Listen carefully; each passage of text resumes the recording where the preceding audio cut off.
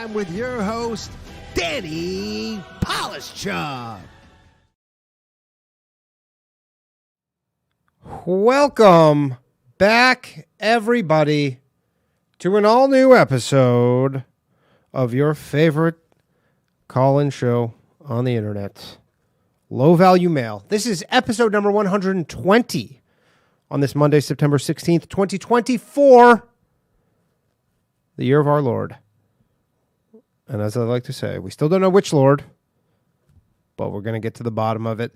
Joining me today, shortly, we have John Kirwin, author of the Conspiracy Theorist Survival Guide. He's going to be joining us very shortly, and I'm looking forward to talking to him. I'm watching some podcast interviews with him today. He's an interesting man. He's going to be here, and as always, we're going to talk for a bit, and then we're going to open up the phone lines. And I'm not late. I see you keep saying I'm late. I'm not late. I was right on time. But you know what? You think what you want to think. That's your own conspiracy. And we're going to learn how I'm going to deal with the people in the chat who are conspiring against. You're not conspiring against me. I bet some of you are, actually. But that'll be another episode. But yes, and for those of you who have never seen the show, because I know, you know what, every week people watch this, have probably never seen the show. You discover this on YouTube or whatever, Twitter, wherever it is. Low Value Mail is just, we're doing an old school call-in show. It's, in my biased opinion, the greatest call-in show in the galaxy. That's just my opinion. We got awesome guests every week. And most importantly, you, the listener / viewer, if you watch it live, obviously if you're not watching this live, you can't call in. You can just listen to people who call in. But if you're watching this live, it's like the only podcast where you can just be on it. How many times have you been watching a show and you go, hey, I wish I could interject here. I have a point. Well, you can. Before we get started, before we bring our guest John on, please like and subscribe. Like the stream. Subscribe, leave a review if you're a Spotify listener. There's like 20 to 30% of you every week watch this show who are not subscribed to the channel. I believe it's because you're cowards. That's my personal opinion, is that you're cowards. So subscribe to the channel. Do me a solid. If you'd like to support the show, see all these people with the wrenches in the chat. These people, they get their moderator wrenches. The reason they get the wrenches, so we do an after show once a month. Maybe we'll do more of them. But you can drop links to videos, and we watch videos and stuff. It's a good time. It's just kind of like a hang. It's only available to subscribers. You can join for as little as $1 if you join the channel, or you can go to patreon.com/lowvaluemail, MAIL. Sign up for $5. You get all the episodes ad-free if you're just a listener of the show.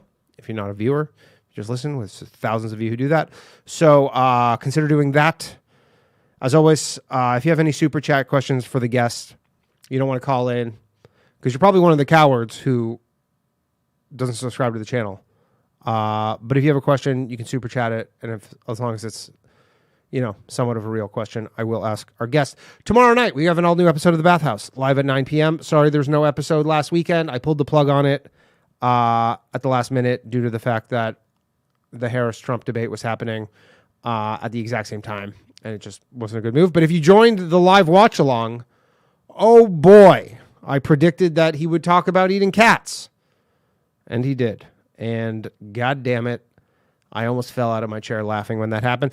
And then finally, if you would like to see me doing stand-up comedy live, in person, I got some new dates. I'll be Skankfest, obviously, in Vegas at the end of the month. I think it's probably all sold out.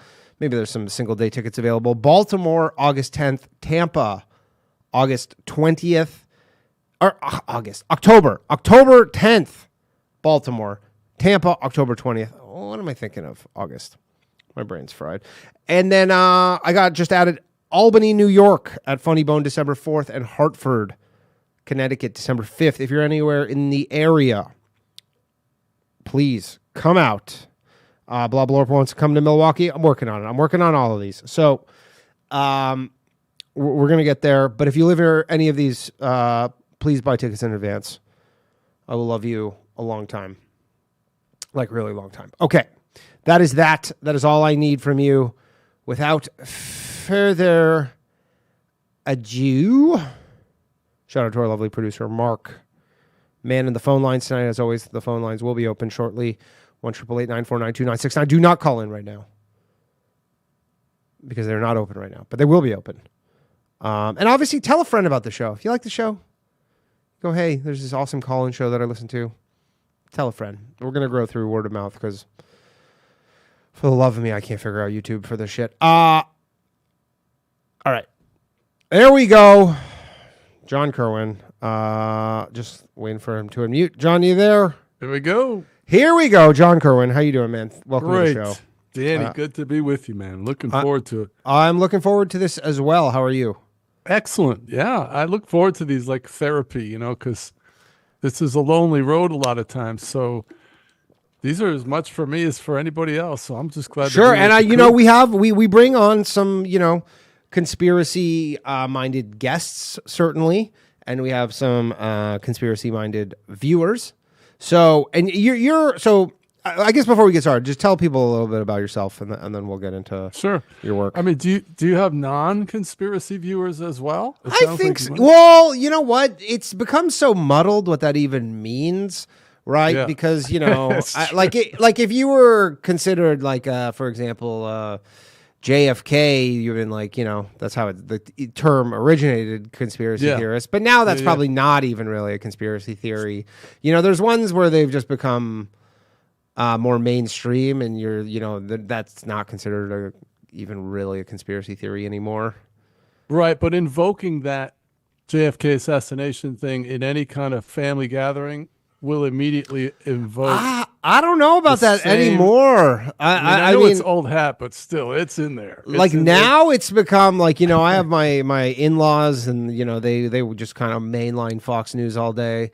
Yeah, and my father-in-law loves talking about it. And he's for sure what you would describe as a normie, 100%. And he's just it's not like the weird. Obviously, there are weird ones and more taboo ones than others, but that's definitely But anyways, yes, it's a spectrum, certainly. Hey, and my guests fall all along the spectrum. Is there any way for me to see the chat on your channel? If you just go to youtube.com/low-value-mail. Okay, cool. Because I want to see what folks are saying too. Yeah, you can see the chat. Just a bunch of very normal, not unhinged, just regular folks in the chat. But yeah, check that out. So I can send you the link if you want, but it should be on there. You can check it out on Rumble too. Shout out to everybody watching over on Rumble as well. It's yeah, you got it. Got it. There you go. Excellent. So you're in the chat. All right. So, but we have a lot of people who are into conspiracies, and obviously it seems like conspiracies, your interest in them, has had certainly an impact on your life, it sounds like. Is that safe to say? So I guess just tell people a little bit about you and then we'll get into it. All right. So it has an impact on almost everyone's life. What I found is that the pushback, the response from most people is not normal. It's not rational. It's very vitriolic. I call it the death to truther algorithm, where you have normally well-adjusted, intelligent people that are empathic who, when you find out you believe NASA faked the moon landing, they just go Dr. Jekyll. And if it's your loved ones, it's not like you can just blow them off and keep rocking. You have to deal with the fallout from the chasm that immediately springs up between you and your spouse, you and your kids, you and your coworkers, lifelong friends. Eventually will tell you, listen, Danny, I'm happy for you, but if you don't stop talking about this thing, I just don't know. I don't know if we can go on. I mean, you get ultimatums thrown up at you, and you're just like, it's not like you can observe people's boundaries, that kind of thing. This is really different because it's so consuming, and they have no idea what you're going through and don't want to know. So it's really creates a lot of relational issues. For sure. What do you mean by going through? Like, you mean just in relation to looking into these things, or are you talking for more personal? Well, yeah, no, when you find out that most of what you've been told all your life is a lie, that it turns your life upside down. Sure. And it's something that most people, well, what I talk about in the book is there's basically two kinds of people. What we call lovingly normies, those people have a presenting characteristic that they don't know and they don't want to know. However, what happened to me and what happened to most of your listeners is one day we were a normie and something came across our radar. For me, it was I found out the Federal Reserve wasn't federal. Sure. It's just a private bank. Yeah. And so I was day trading at that time. And so I was in the financial markets. So I saw that it wasn't federal, it was actually private banks. And I said, well, if that's true, then they must all know that they're lying. And so then this is what happens. This is when you cross over. I asked this question. Well, if that's not true, what else isn't true? Well, that's when you become a truther or you leave the matrix. You start to question officialdom. So the central characteristic of the truther is you're questioning everything. And the characteristic of the normie is they don't know and they don't want to know. And that's a train wreck. That creates a relational chasm that's pretty much irreconcilable. And so, because I guess someone would just say, because you're talking almost like sitting at Thanksgiving and, people are just like, how have things been? And you're like, let me tell you about how things have been. Have you heard of this Federal Reserve thing? And people are like, can we just talk about football and stuff? Now, exactly. I guess my question is on your end, like, did you really find it so difficult where you can be like, you know what, I'll just keep that for, because I think a lot of people who are in the chat probably do have similar things, and they kind of just have to dial it back a bit in certain situations. Yeah, this is a very common viewpoint, is that people can overwhelm people. You make people feel like they're drinking out of a fire hose. I have a ministry background. I've been in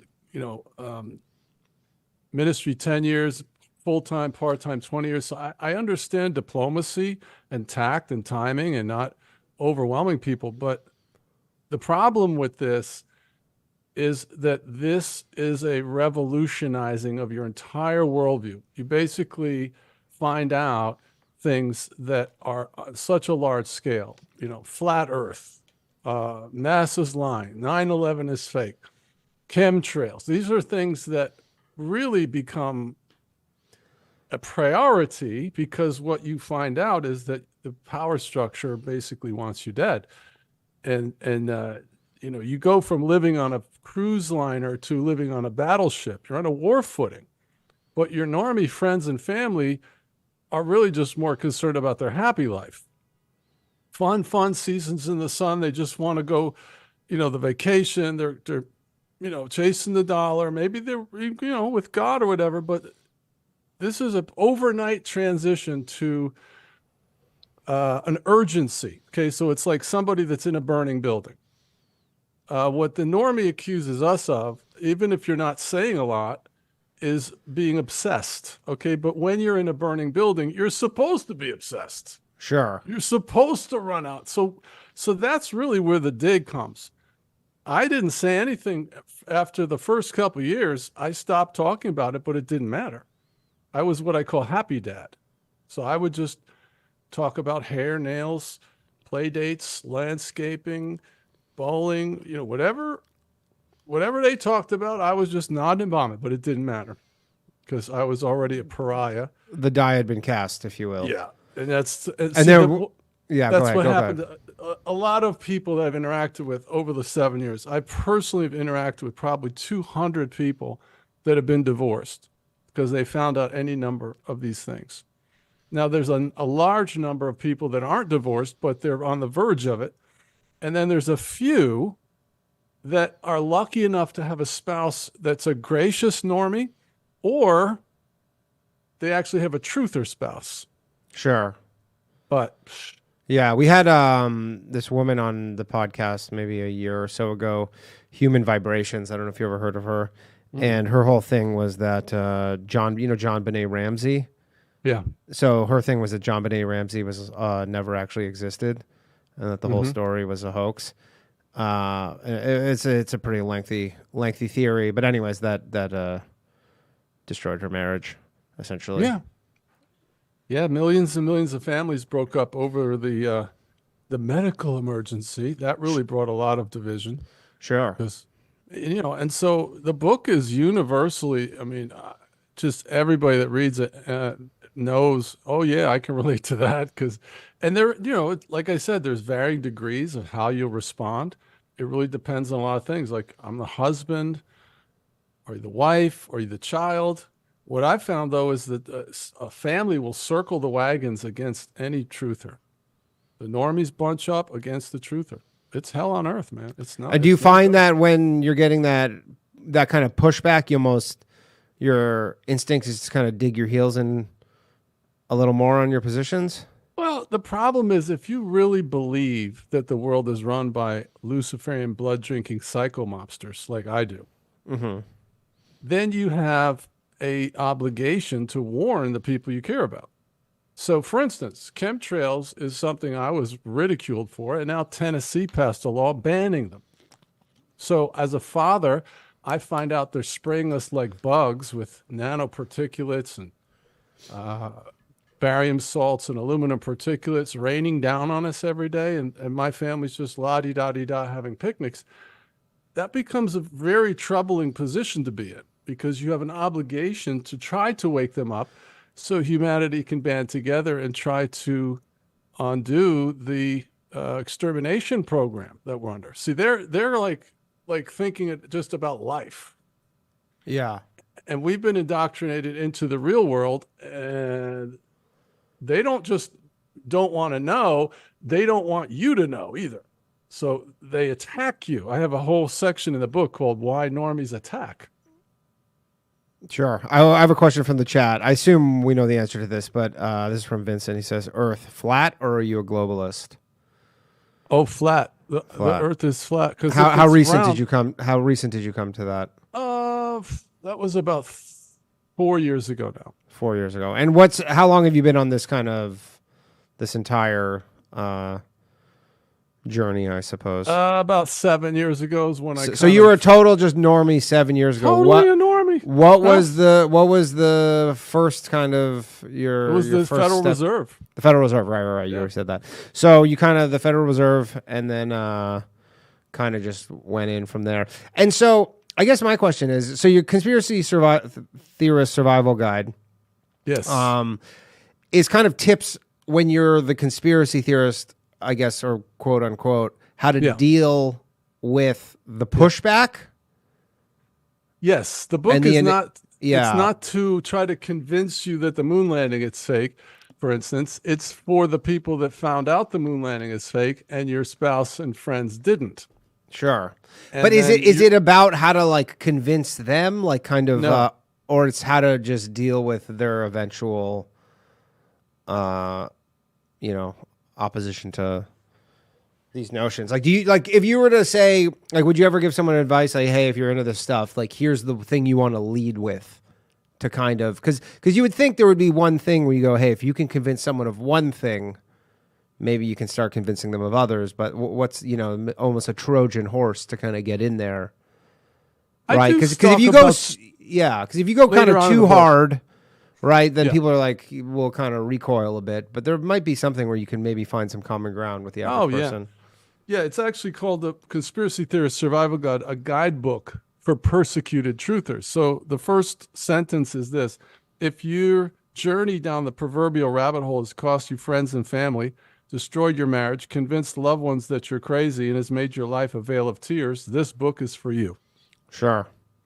Now, the reason I got into this, I made a couple of videos early on. They each got like 150,000 views. That was before they were shadow banning me.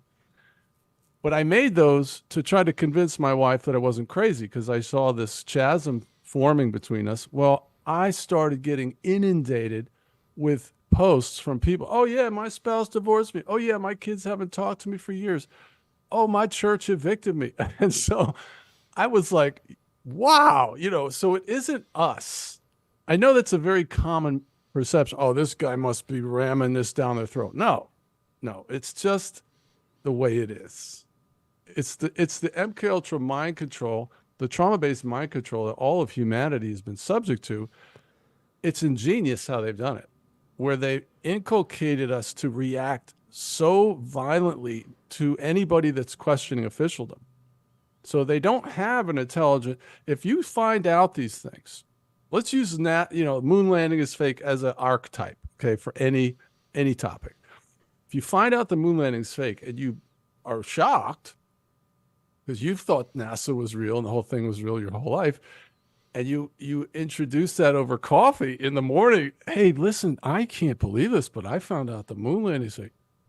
Oh, you're not one of those conspiracy theories things now, are you? Like they go right for the jugular, and you're thinking, well, wait a minute, I'm not crazy. This is me you're talking to. So that's what I got back when I posted those 2 videos. It's just I got flooded with people sharing that they had the same experience I was having, and that was sort of a relief, to be honest, because I was, wondering the same thing you are. Am I just a jerk? No. And you can read the reviews of the book. I didn't think you were a jerk. No, I hope not. I'm trying not to be. So people read the book and they're just flabbergasted because they say, this is my life, John.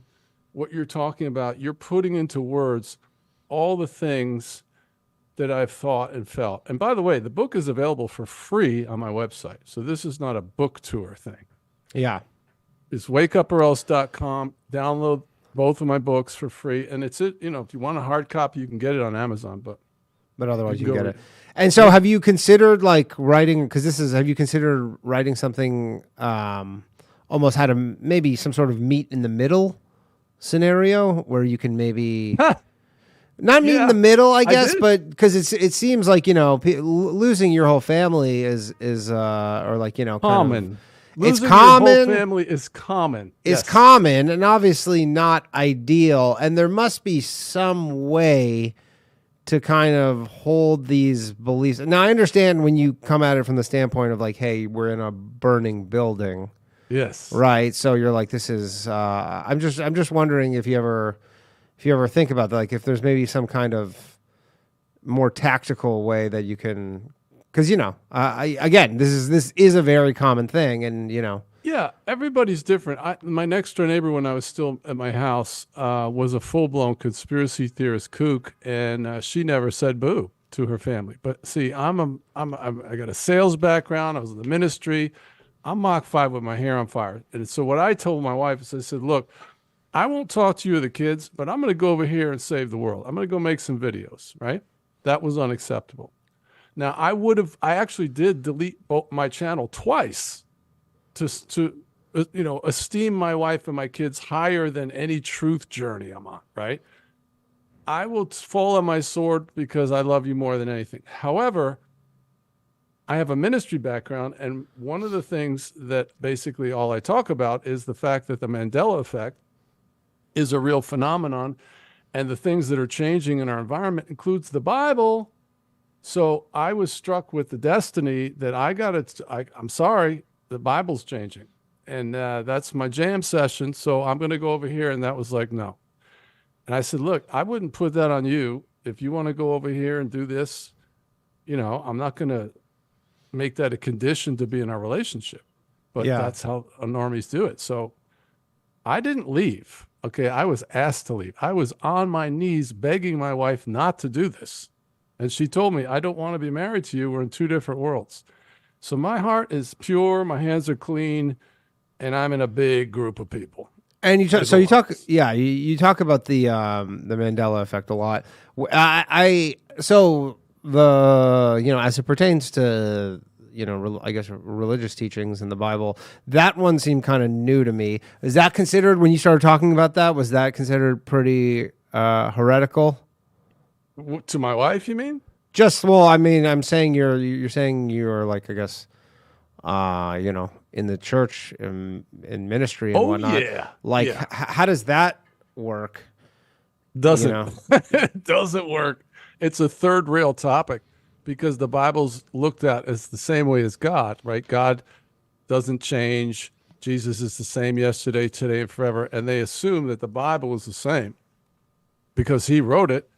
That's one of the tenets of the doctrine of preservation is, well, if God inspired the word, of course he's going to preserve it. No, that's a guess. That's a sentimental logic.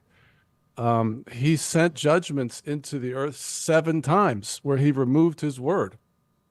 Amos 8:11 is one. He said, I'm going to send a famine, but it's not of the bread. I'm going to send a famine of the word, and men will not find it. So God's done this a bunch of times, and the church for 7 years has ignored us. So I just published it today. My new book is now on Amazon. It's also available for free. It's called The Mandela Effect, Supernatural Bible Changes, and the Doctrine of the Preservation of Scripture. It's 400-page systematic theology to let the church know that this is happening and the time for sweeping this under the rug is over. Yeah, you're going to have to deal with this. So the doctrine is wrong. And this is you're more recent to this idea. This came more recently. So it's safe to say since you found out about the Federal Reserve, your life has been turned absolutely upside down in every absolutely corner. Upside down. It's a veil of tears, but I think it was D.L. Moody said, many great souls walk alone. Sometimes when God calls a man to do something, it's no picnic. Yeah. Look through the Bible. Most of the people who got called to do something went through the meat grinder. So bring it on. Right. And so talk about the Mandela Effect, and we're going to open the phone lines in a little bit. So yeah, Mandela most people know about it just from Sinbad and Shazam. Right. All those, that's how all of us started to find out about it. It was the stuff in modernity. Mirror, mirror on the wall. Come on. Everybody will tell you mirror, mirror, and it never said that. It was always magic mirror. Really? I'm like, what? I didn't know that. And, Cliff Notes has always been Cliff's Notes. And it just is like, it's like a guy named Cliff? It's just not what we remember. And the Monopoly guy never had a monocle. Come on. I remember as a kid. That was Mr. Peanut. Yeah, I think that was like a cross of Mr. P because they both had top hats. Okay, so let's roll with that. So that's the implanted thought theory. So what you just suggested is we're just confused. There's nothing supernatural happening.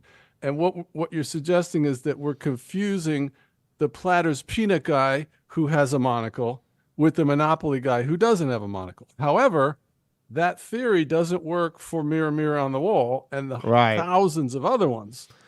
I'm not confusing Mirror, Mirror with the Platter's peanut guy, right? So you have to have a surrogate for each Mandela effect, and you don't. Sure. So it's not that.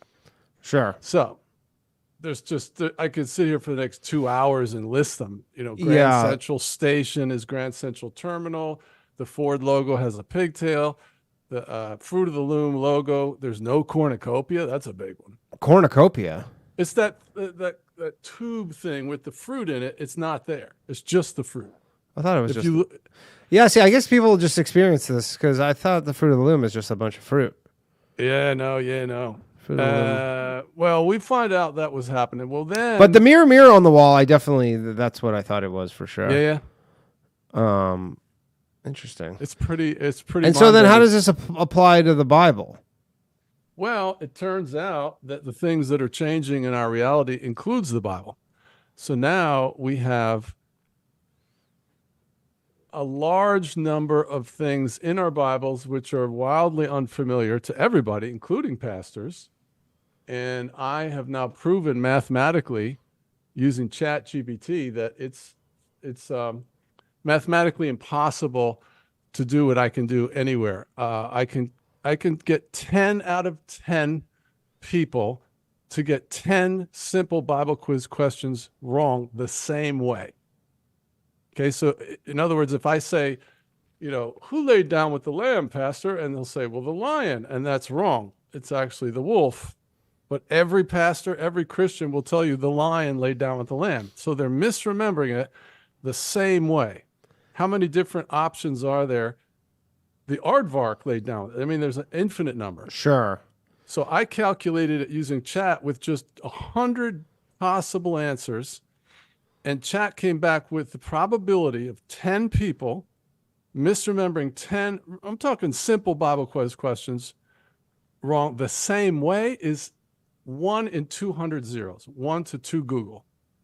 And like 1 in a quintillion is 10 to the 16th power. So this is 10 to the 200th power. So we have undeniable proof that people are not just misremembering. Yeah. Right? So it's a phenomenon. There's something unexplainable. And so when we go... It's almost like a broken telephone thing, but it's like a much larger... You mean like the telephone game, you mean?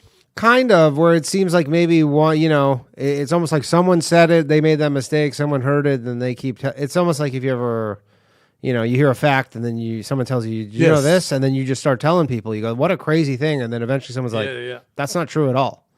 And well, you're like, I've been telling this people for 20 years, this. I ran the numbers on that too, because what the church is telling us, and this is like the intelligentsia, this is the Bible school professors, they're saying, well, John, they're just confused by misquotes from pop culture. So I ran the numbers on that, and that was with very, very conservative numbers. It's 1 in 60,000 chances of a pastor being confused about 10 Bible passages with misquotes from pop culture. This is a professional. Yeah, it's just not possible. So this is not, there's no rational explanation. I unequivocally proven that. I just released a 3-hour video just completely laying down the law. This is happening. Your doctrine is wrong. The Bible is changing. You're going. And so, what is your theory behind why this is happening, and I guess what's the negative element of it? Because obviously, like something like Lion and the Lamb versus Wolf and the Lamb seems fairly benign. Yeah, I'm sure there's others that are not, but I guess what's your theory on how and why this is happening? Sure, great point. So let me just pull this up here. The theory is that, and this is my theory, I'm not if God showed me this or not, but I think a lot of Christians, like the Tower of Babel, was an example of where God came in and he just scrambled everything to try to rearrange what was happening. So this is my theory, is God's come in because a lot of Christians have fallen into a idolatrous relationship with the Bible, just like the Pharisees did, right? Jesus showed up. He wasn't jiving with the Pharisees very good, but those dudes were really learned, weren't they? They were some, devout dudes, but they had no clue who Jesus was. Here's God standing right in front of them. They couldn't perceive him.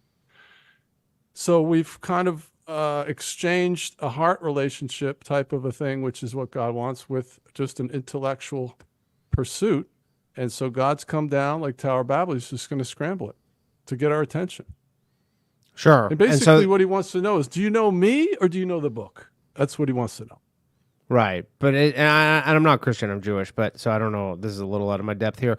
But is the Bible not meant to is that not the conduit? So I guess what I'm asking is, like, are you trying to get a new version of the Bible written, or are you just trying to get it told based on the original texts? Like, because I guess you're saying that people are kind of just they're not misinterpreting it, they're actually just misreading it, I guess. Well, no, it's changed, and essentially, to our best understanding, we have new timelines being edited into our timeline. So Enoch in chapter 80 said, in the last days all things on the earth will alter, and they will be out of their time.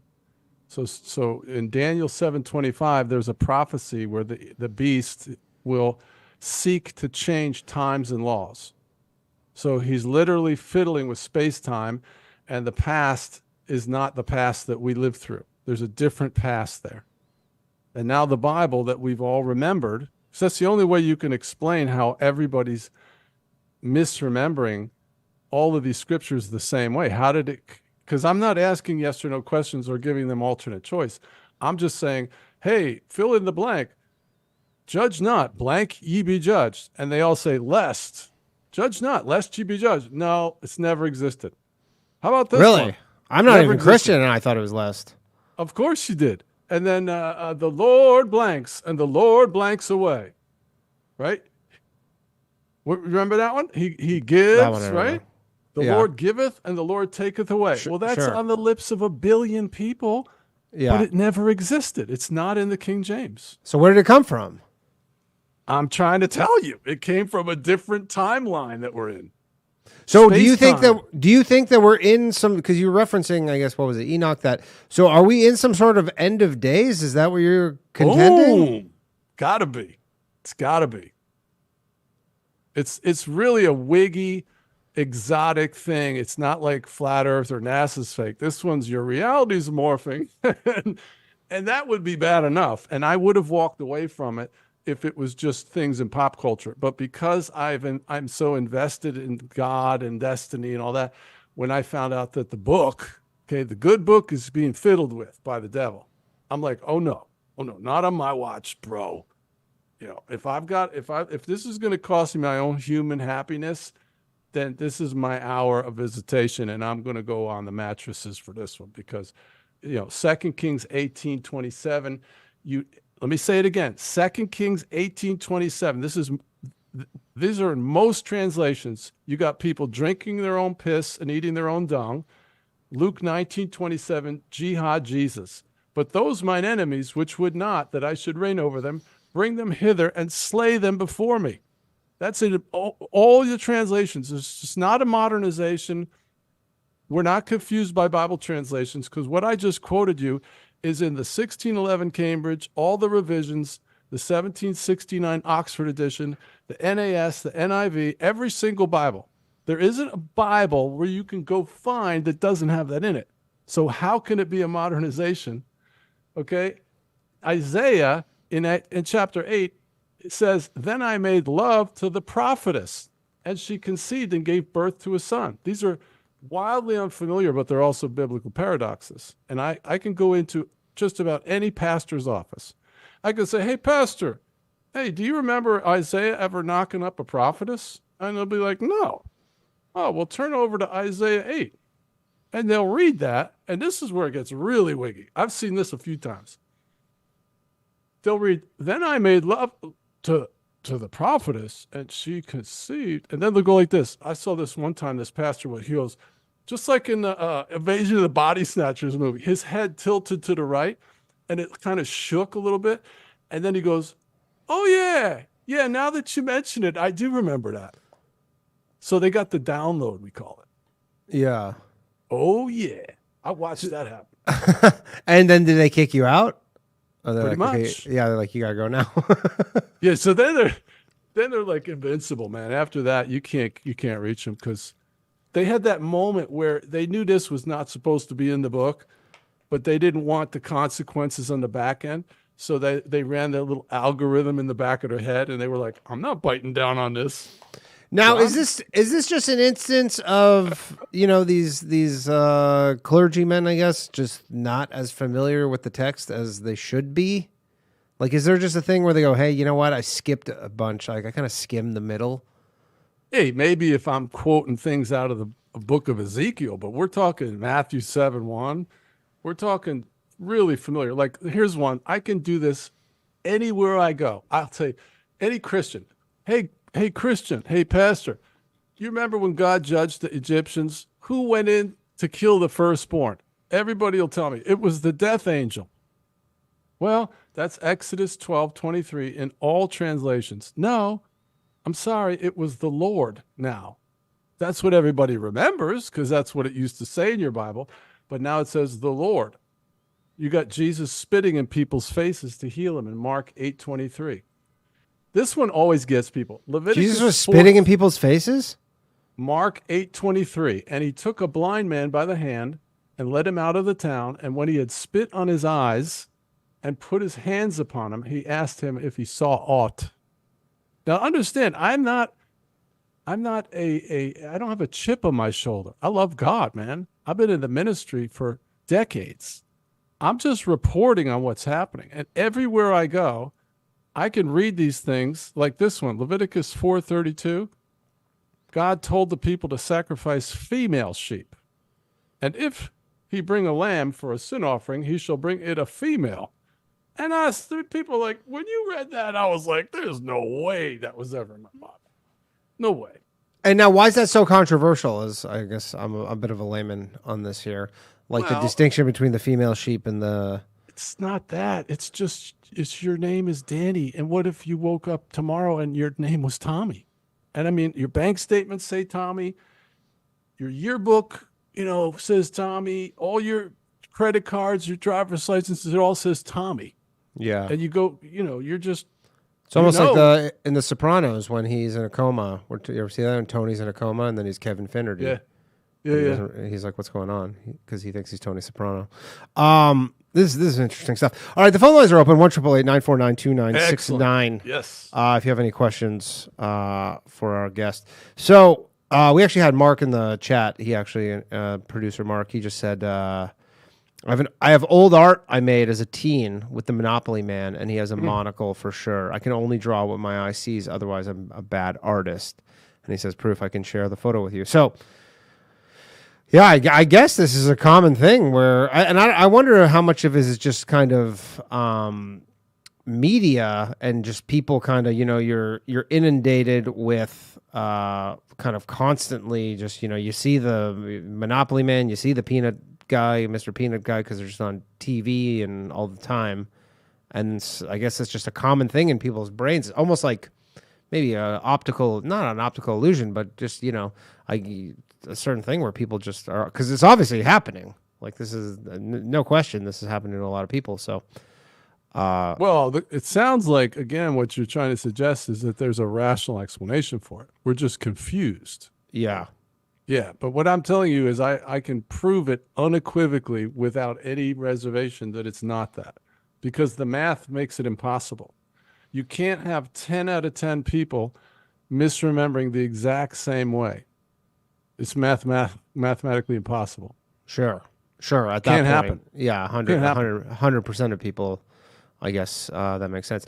Yeah. All right, we got a call on the line here. Excellent. Let's take one here and see what they have to say. Certainly, this will be one of the more hinged people. Hello. Go ahead. Sorry. You're on Low Valley Mail. Who am I speaking with? Hello, this is Patrick. Patrick. Oh, hold on. Sorry. We got to switch something up here. And we're back. All right. Patrick, how's it going, man? Good. I have one statement and a question. Go ahead. So Isaiah 8:3 does not say, and I looked in multiple translations, does not say that Isaiah had sex or made love to the prophetess. It says, and I went to the prophetess, and she conceived and bore a son. I looked in the King James as well, as you referenced. My question is, if Danny would allow it, I'd like to. Hey, man, quick, this is an open show. Take the 10 questions. Yeah. By the way, I just looked up Isaiah 8:12. I don't know if this is the same one, but the first thing that comes up. 8:3. Oh, 8:3, because 8:12, and the first thing that comes up is it says New International Version. Or I think someone in the chat. Said Isaiah 8:12. This was Benny the Jet, but it says Isaiah 8:12. Do not call conspiracy everything this people calls a conspiracy. Do not fear what they fear, and do not dread it. I'm not sure what the caller is quoting, but I'm looking at Bible Hub, Isaiah 8:3 in the NIV. Then I made love to the prophetess. The English Standard, I went into the prophetess. I went to the prophetess. So I'm looking at it right now. I have this as well, and I don't know. There's like, why are there like 40 versions of this? There's 40 so many versions of There's a lot of There's translations. so many versions. This says the New International Version, which is what comes up first, says, Then I made love to the prophetess, and she conceived and gave birth to a son. It doesn't say that in the ESV. Yeah, What's they took the word in out. It just says I went to. But Who's then she writing conceived. all these? So you don't go to the somebody heck? and then they conceived if you just go to somebody, because that's what happened. Yeah. I mean, well, even what the caller's saying, though, and is like, it's implied that they did that. Is it not? Okay, yeah, I'll grant that. Can if you're ready, can you give me the 10 questions? I'll answer as fast as I can. Yeah, go ahead. All right. do What that? Bible Can we- version? Sure, Yeah, we'll go do it. What Bible version do you use typically? ESV. Okay. All right. So, so remember in Genesis 8, where Noah released the dove out to the land, and then it came back with something in its mouth. Do you remember what it was?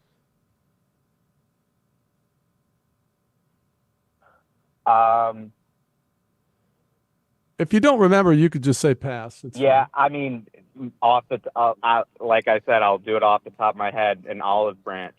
Right. That's what 95% people say is an olive branch, but it's actually now an olive leaf. All right, so that's 0 so far. All right, Exodus 12 we did already. Let's see. All right, so Genesis 32, Jacob wrestled all night with someone, and he got hit in the hip, right? It was out of place. So who did he wrestle with?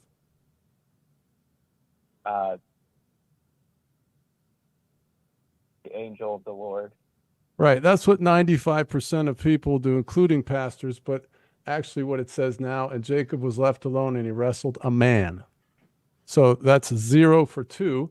And Matthew 18:20 for where Hey, 2 or Sorry, blank. I need to go, actually. I'm sorry. Okay. What happened? I don't know. He's got to go. Okay. He's So that stumped. was 0 for 2. Yeah. And I got a video of people on the street where I do 0 for 10. They all get them wrong the same way, just like he did. So Yeah. I'm not making this up. Those Right. came out of his own memory too. That wasn't Sure. like alternate choice. Yeah. I mean, everybody knows the olive branch. There's no reference. Like nobody. I mean, it's a common phrase. Yeah. The olive branch is if you want to. Nobody Yep. says olive leaf. So, anyways, all right. Let's take another call here. Yeah. We got actually conspiracy extremist on the line, so this should be good. Conspiracy extremist, What? you were on the show. We're learning all What's about up, the Bible. man? How's it going? Good. How are you? I'm excellent, dude. I'm pumped for this. This guy's awesome. I have a question, sir. Is one of your 10 questions Matthew 18:20 by any chance? Yes. So, yeah, I'm 38 and I went to a Christian high school, and we had to memorize all kinds of verses. And I memorized that verses when there are 2 or more gathered in my name, I will be there. But apparently it's not that anymore. Right. It's not. It's 2 or 3.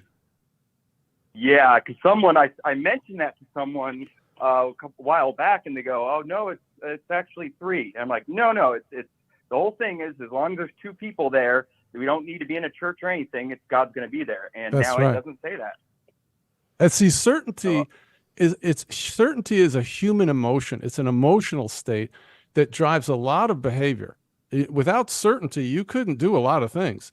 And so this is a phenomenon. It's subjective. Okay. But there's a lot of memories that were like, what? But then what happens is when you finally land on one, we call it an anchor memory, where you go like this. You draw a line. You're like, no way. The Monopoly guy had a monocle. I know he did. Right.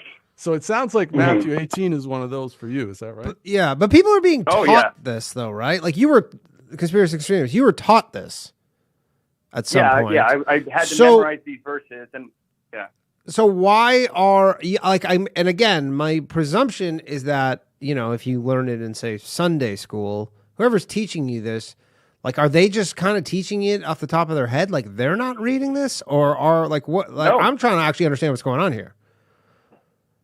no, I literally we had tests on these. We had to memorize verses, and we were tested on them in high school. Yeah. So what I think, and it's not just the wording or like, at least for me, this is my interpretation of this specific verse, is it's not the fact that a word might be a little different, maybe translations or whatnot. It's the whole meaning behind this verse. For what I get out of it is changed. So the meaning behind it for me is like, hey, we don't need to go to and see a pastor necessarily. As long as there's 2 people together talking about God, he's going to be in your presence, where this changes that. So the requirement to bring God into your presence is now 3. Or 2 or 3 or whatever it is. It's changing the whole meaning behind it. Is it just inflation? You think? It is out See, of hand. Danny keeps trying to interject the possibility that there's some rational explanation, but No. Sure. what we're trying to say, Danny, is like when he was in school or learning that, they were teaching him from the Bible. Yeah. And that's where it came from into his head. But we're saying that Bible doesn't exist anymore in this timeline or something. And are these things standard across all the version? Like, what's the main ones version? I'm sharing are universal changes, so they're in every Bible. Yeah. So there's no version where they don't exist. They don't say this, but they're Yeah, not. But they're whatever reason. There's just teaching these variations of them that are just not to the letter. No. Yeah, and I had to memorize verses not only in both NIV and King James. So I do like they still say the same thing. So it's not like one has 3 and one just has 2. Right. Yeah. Interesting. So yeah, that was my first question because I was very anxious as soon as I heard you talking about that because that was my own experience recently. And then so you mentioned did you mention the Book of Enoch?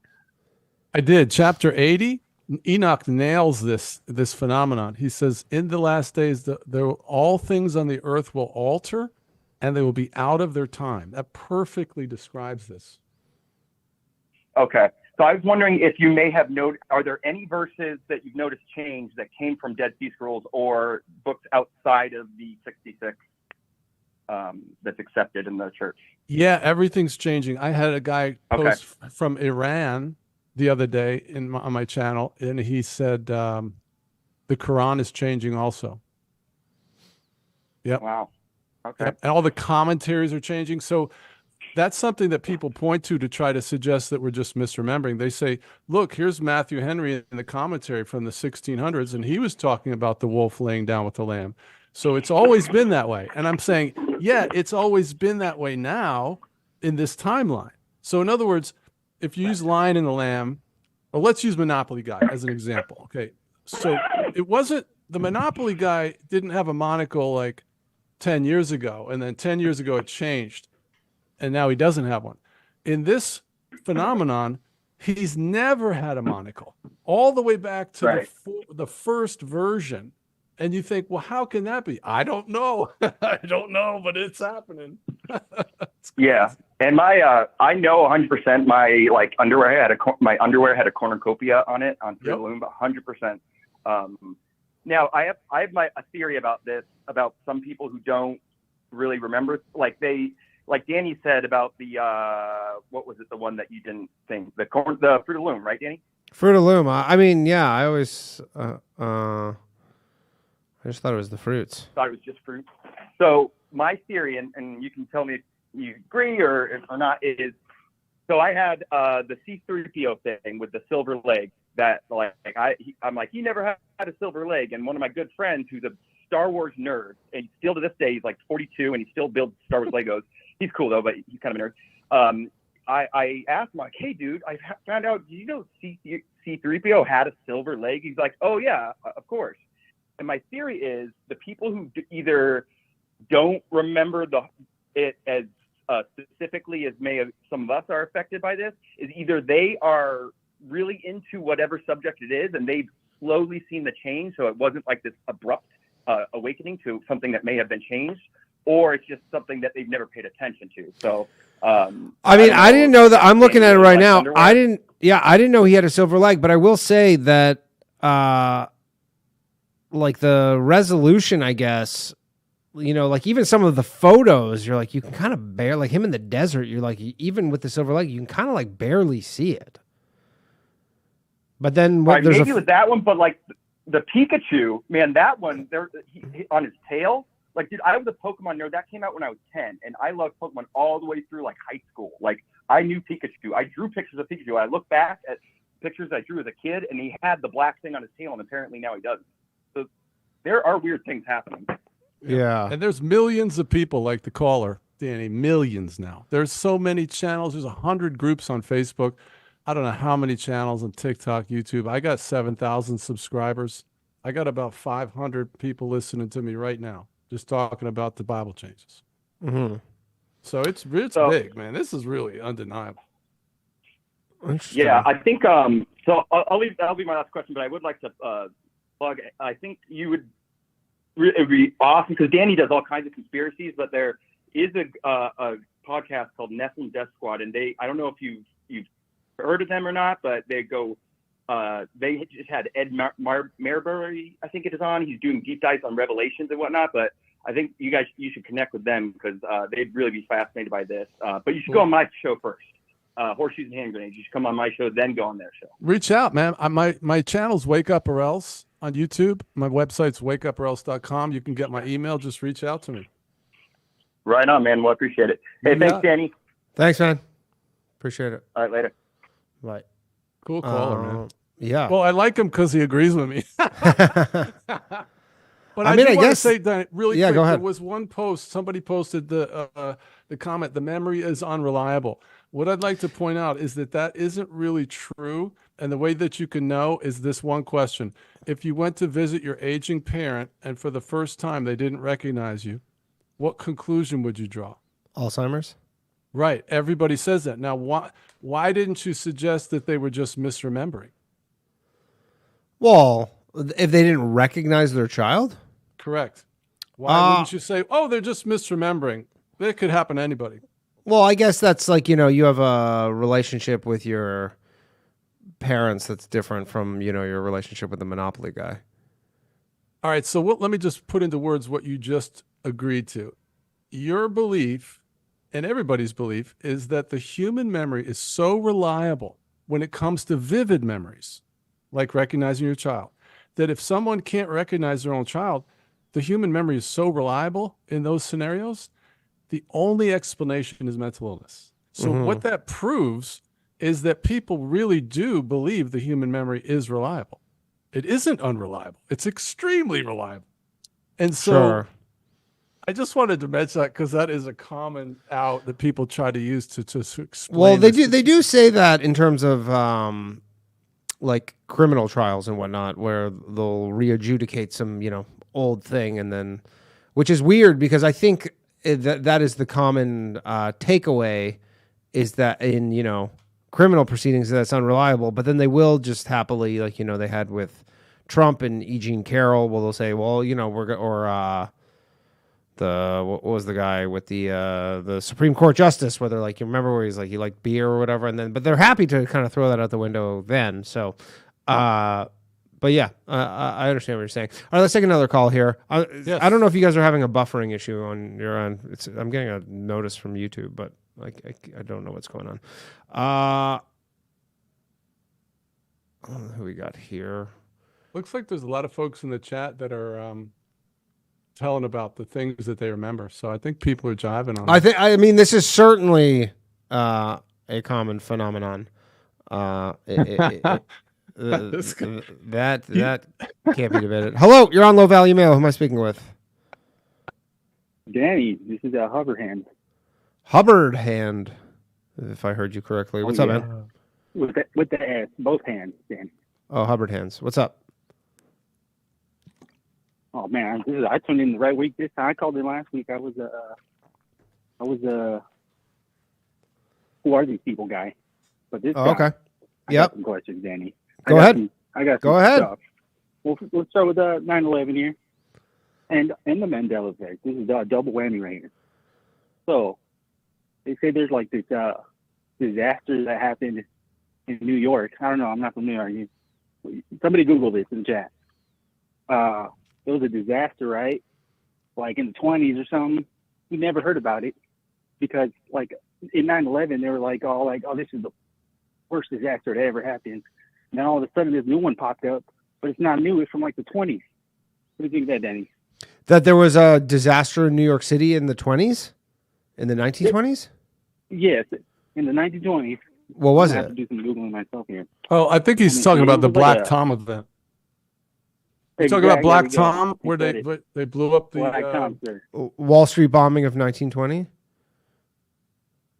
In front of it says September 16th. The Black Tom. You see, look, you Googled it and you couldn't find it. Black Tom. Well, I just checked the 20s. Black Tom, that was 1916. That's why. Black Tom explosion was an act of sabotage by agents of the German Empire to destroy U.S.-made munitions. The explosion occurred on July 30th, 1916 in New York Harbor. Okay. I was in Jersey City. Nope, never heard of that it. was one. We got one there. That was Okay. a double whammy right there, Danny. Let's continue. Yeah. Pot, avocados. The fuck? It was 2 S's. Or 1 A or something. They changed it too. I forget now. I don't know which one's real anymore. I think it's 2 A's. It's 2 A's. I don't think so. I think they changed it. I think Yep, it was, that's what I you think it's 2 remember. S's now. It's now 2 S's. And I got a guy in my book who owned a company that does inventory control for food manufacturers and distributors. And, Look, I'm wrong. It is 2 S's.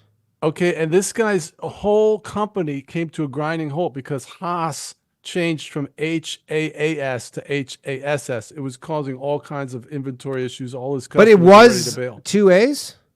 Oh yeah, in the So other that's universe. interesting because then literally when I go to the grocery store, my brain just reads it as 2 A's. Yep. It's Like my brain looks and my brain is seeing 2 A's yes. because obviously that's like what it was. And, you're probably using limited bandwidth when you're grocery shopping. So, There you go. But it That's was another 2 one right A's at there. And here's another thing to add on the Mandela Effect thing. It's something I heard on the internet, so it has to be true. Somebody had an old bag with the 2 A's, right? And they threw it in the freezer and they had it in there for years. And, They froze well, they took it out avocados? recently, and it has. Yeah, I don't know. Danny, what a psycho. I don't know. Well, the bag has 2 fucking A's on it. Well, I don't know. obviously, The I mean, Mandela it's not a Effect magic trick. Again, their brain just, they thought it said something. Well- I don't think the bag changed, but they certainly thought it said something when they put it in there. The bag didn't change, Danny. It stayed with the 2 A's. Yeah. And But they thought it was- all the avocados now have the 2 S's. Yeah. I'm going to literally go to the grocery store tomorrow. I have to check this out. Right Because now- I just right bought an now, Danny. avocado like 3 days ago, and I swear to God it said 2 Well, A's. we'll go look at it. Oh, you ate it. All right, I know you ate it. Yeah. All right, here's the last one. I don't want to hold up too much time here. So I think I got the Shazam and Kazam figured out. Okay. So I'm a little older. I had the VHS tapes back in my time. So on the VHS tape for Shazam, the Shaq movie, Yeah. there was a commercial for a Sinbad movie. I believe it's First Kid, where he protects the Yeah. president's Yep. son or something. Uh-huh. So there's a trailer. Remember, the VHS has the trailers in the beginning. There's a trailer for this movie with Sinbad in it for the Shaq movie, with Shaq Genie movie. Yeah. I think that's where the confusion comes in. That's probably the best explanation else, I've heard avocado? because, when you're a kid and I you think watch that's something, it. you kind of. Yeah. Like, oh yeah, that was a genie in the movie. No, he was the commercial before the genie came out. Interesting. There you go. I All got right. that one solved, guys. Yeah, that You heard seems it here like first. that seems like the best explanation to date regarding the Kazam or Shazam. We got it Kazam. on record now. Now I'm not Yeah, just some lunatic. Now I'm some Yeah, yeah. lunatic that called in. Right. All right, see you guys. Thanks, man. All right. Well, that's something. This Hoff's avocado thing, though, I don't know how to feel about this. But they changed it. Is what they're saying. Why did they change it? Who's they? Oh, don't get into that on this show. Do not ask that question on this show. All right. No, I'm I kidding. don't think they changed it. I think the Mandela Effect changed it. I mean, if the Mandela Effect has that kind of power, that's fascinating in and of itself. Let's take another caller here. Please subscribe to the channel if you're watching, even if it's after the fact or live. You cowards. Make sure to be. Oh, we're gonna unmute. Come on, unmute yourself here. I'll be right back. Okay. Hello. We just lost our guest. He just had to go away. Who am I speaking with here? Oh, he's back. Me? Hey, what's up?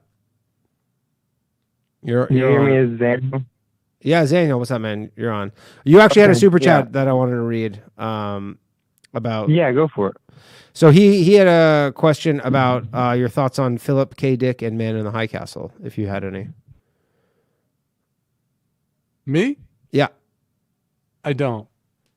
I know the show, but I don't really know too much about it. Okay.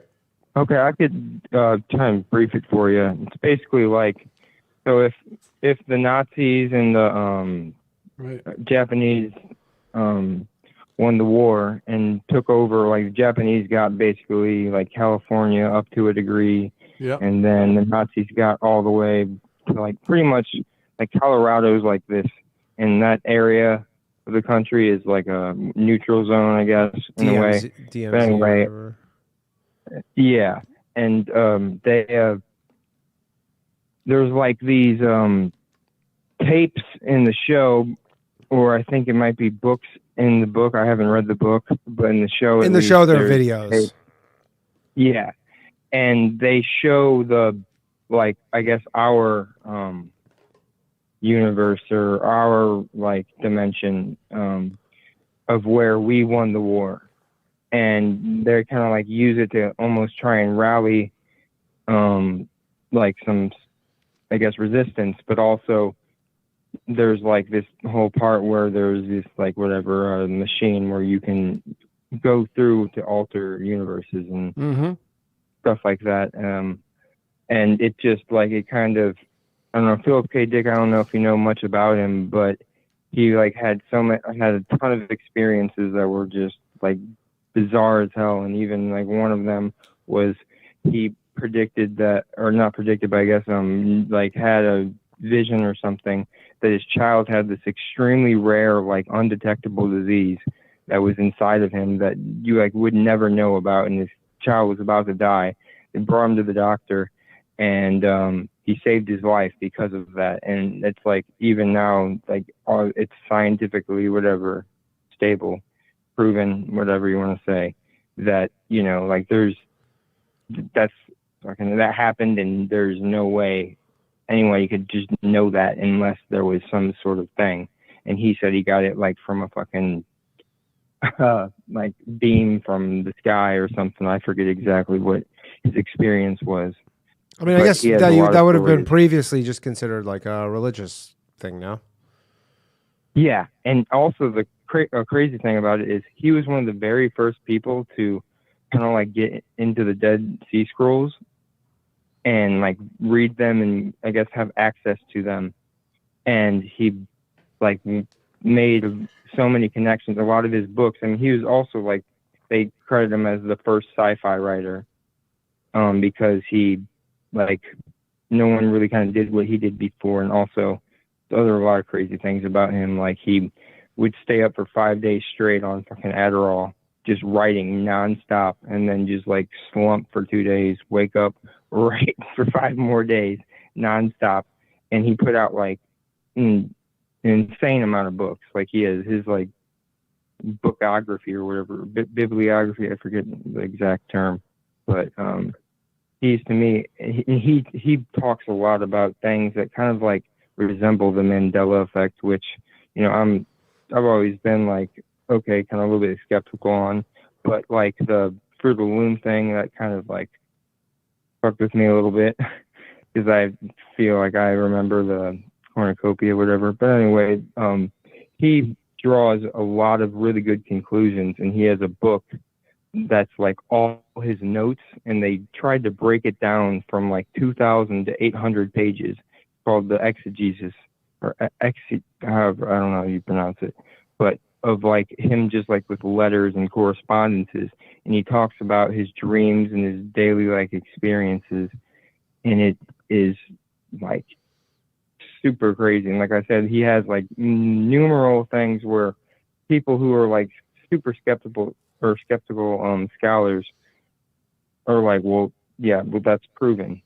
Like he did that, and there's medical records, or there's this, there's that, whatever. And he's also, I mean, he's the guy who wrote basically the movie that turned into Blade Runner, and so many other things. He's probably the greatest science fiction writer, or at least the first. You know, I think a lot of times they put all the stuff that's real in the movies as predictive programming, and then that makes it easier for them to control us. And then when they roll things out, we accept it more. But yeah, what you're pointing out is true. Those things are real. What they show us in the movies are real. Yeah, I feel like that. Yeah, my friend's dad, who's Reiki and shaman, and as I've talked about this before, I think on the show, like gave me some from moldavite. It's a crystal, and it's like he made an essential oil out of it and put it on my forehead and third eye area, and it was like I was tripping. And I looked up in the sky and I saw like this energetic, like see-through, translucent UFO thing. I could not explain it, and he was just kind of looking at me like, yeah. And I was just kind of like, oh, you know, like I don't want to, you know, it feels like you sound like you're crazy. But, and I mean, I definitely entertain a lot of these things because I've had so many experiences over the years that it's like almost undoubtable to me. Like God smacks you in the face a couple times, being like, "Oh yeah, it's fake, right? Well, how about this?" But anyway,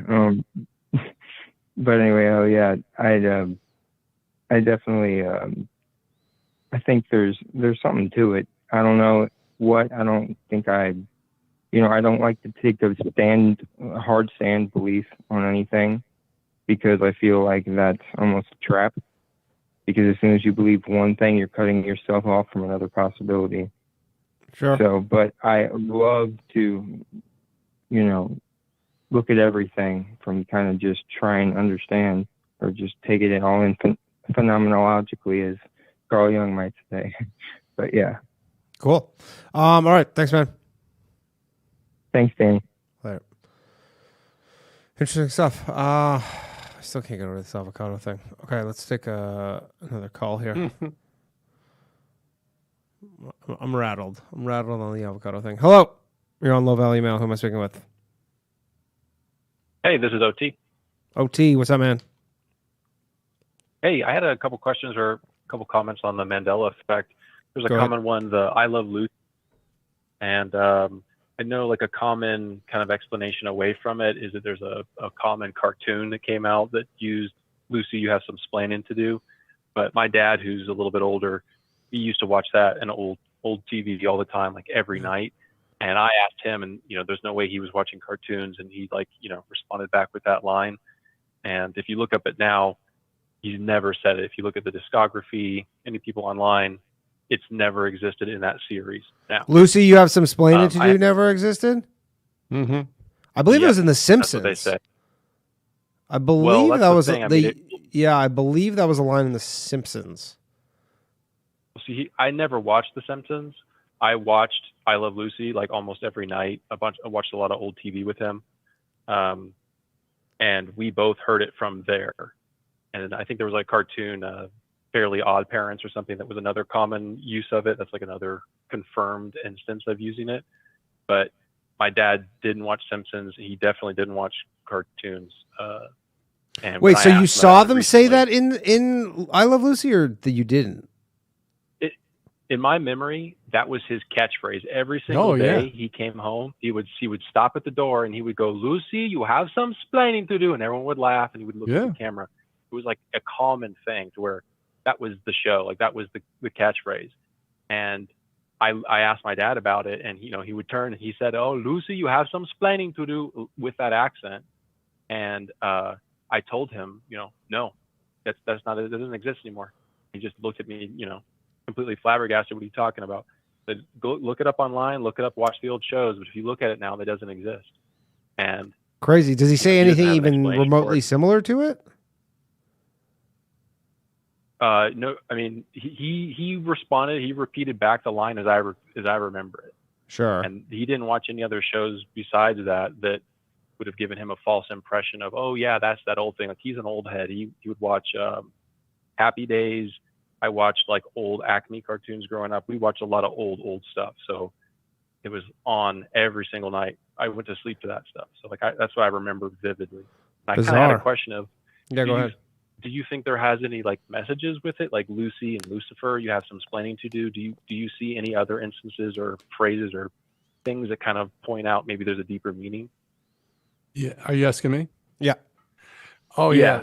Yeah. There's a lot of people. I don't really have that gift, but there are some people that are doing analysis on, especially what's coming up in the Bible, it's like talking about things that are happening in modernity, in pop culture, and the trends that are happening now are being revealed in the Bible through the changes. So yeah, there's a prophetic significance to them, and it's not random. Because the thing that you're citing, you called it a catchphrase. It's like the most remembered thing. Like another one is Mr. Rogers. It's a beautiful day in the neighborhood, right? Neighborhood. Now he says this neighborhood. It's a beautiful day in this neighborhood. That's what he says. He's always said that. If you build it, who comes? Okay. They will come. Right. That's what everybody remembers, but it says he will come. And those are really like central things that you're supposed to remember. So they focus in on that one thing and they change it. However, they're changing it. So is that from the movie? The movie, The Angels in the Outfield? Angels in the Outfield. It's Field of Dreams. Yeah, Field of Dreams, right. A Field of Dreams. So but isn't that multiple angel, or isn't that multiple like players coming back? Why would it be he will come? I know. Isn't it more than one? That's a great point. That's who says he will come? You're saying that's what they say in the movie? Isn't it just like the grass and stuff? No, they're just saying all the Black Sox players, all the guys who got banned or whatever will come play. And then his father will come back. Or Luke, I am your father. He said, no, I'm your father. A lot of people land. Right. Yeah. That's a common one. I mean, no way. They're like, no way. I'd stake my life on it. I remember this one guy. He's like, I've watched Star Wars 300 times. I've worn out the VHS. He's like, there's no way. And then you even have the guy. What's the actor's name? Mark Hamill? No, the black guy that said it. Oh, James Earl Jones? James Earl Jones, right. You see him in interviews where he's reciting it from memory, and he says, Luke, I'm your father. The actor himself. And then they show his script where it was written in by hand, and it was, Luke, I'm your father. So that's what we call residual evidence, where the data sphere, the timeline, somehow doesn't get rid of all of what we all remember. There's like little breadcrumbs still in there that just confirm your memory is real. Like you're saying, if it was supposedly The Simpsons or The Fairly Odd Parents, why would those characters even be using those phrases if it wasn't a pre-made phrase or pre-known phrase? Like for sure. Like The Simpsons, obviously, this would have been the 90s, so they would have been saying it because they assumed that they're essentially perpetuating this phrase that people already believe to be true. And I think in the cartoon, I don't know if I saw that, but I think that's the same thing. One of the characters comes in as if he's the character from that show, says the line. Why would he just create that line out of thin air if it didn't exist? Right. Yeah. The presumption is that that's something he said, and they're just kind of parroting it. So, yeah. I mean, that's that one. That one's learning a lot today because that one's news to me. I'll tell you what the most compelling proof is there were 4 things that actually flip-flopped, where the whole community watched them change, and we all made videos and reported on it. And then 6 months later, they all changed back. The first one was Flintstones. We woke up one morning and it was Flintstones. There was no T. And we were like, no way. I grew up watching the Flintstones. There's no T. Then that doesn't make sense because everything is rocks. Barney Rubble, Mr. Slate, Bedrock, Flint, is a stone. So the T goes away. And I mean, we went to Walmart and we saw the lunch boxes with no T on it. So this is really? I mean, I'm looking it up. It definitely says it's the Flintstones. Now it does. That's what I'm saying. So we went through this time shift where there was no T for like 6 months. And then we woke up one morning and the T is back. And we're like, no way. So we basically, the entire community of millions of people literally watched it change basically real time. Then there was 3 other ones. Houston, we have a problem. Tidy Cats and Chuck E. Cheese changed to Chuck E. Cheeses. And then it changed back again. That one, I actually have an image that I took when we were in that other timeline of Wikipedia, and it doesn't line up with the timeline that we're in now. It's residual evidence. And I also went into the pet store, and I went in, and when it was Tidy Cat, first time it changed, and I saw the product, I'm here to tell you, on the shelf, it had no T. I asked the guy, hey, did they change the name? And he was like, yeah, that does look different. It was Tidy Cats. I didn't know that. Well, now it's tidy cats again. And here's the freaky part. In this timeline, it never was tidy cat. It's always been tidy cats now. Yeah, bro. It's a All right. brain. All right. All right. I don't even know what tidy cats is. What is tidy cats? It's like kitty litter. Kitty litter. Okay. Yep. All right. Anything else, caller? No, that's it. Thank you, Danny. Thank Love the you. show. All right. Thank you. All right. Let's get. By the way, if you're on hold, we will get to you. Just stay on hold. We will get to you. So just please stick in there. A lot of people calling in tonight. Hello. Hey, Danny. How's it going? What's up? Who are we speaking with? This is Jeff. I'm Jeff. from DC. Jeff from DC. Go ahead. So I'm finding this conversation. By the way, I've been following you and Ryan's comedy for a long time. I think what you've been doing with this show has been super interesting. Thank you. Here tonight, though, and I have a question. So when it comes specifically on the Bible and all these verses being changed, and allusions were made, that this would be obviously intentional on the part of the devil, satanic forces to confuse man, to obfuscate the message, to make a mockery of God's words, and so forth. What do you have to say for the strain of thought that the Catholic Church has been a guardian of the Bible, and that starting with Luther and all the subsequent tragedies of the Reformation, and that's when the devil really got his foothold into breaking that continuity into all these translations and versions. And Danny was asking, how many versions are there of this book? For the first 1600 years of Catholicism, there was one version. Of Christianity, there was one version. And Luther and subsequent reformers even had the audacity to change or to edit or to remove books of the Old Testament. I'm curious what you think on how that, if you want to take these changes or these memories being changed from a spiritual perspective, what are your thoughts on that, starting with the Reformation? I heard the words, but I don't really understand the question. I can't really formulate a response yet. So try and restate it so I can understand what it is you're trying to get at.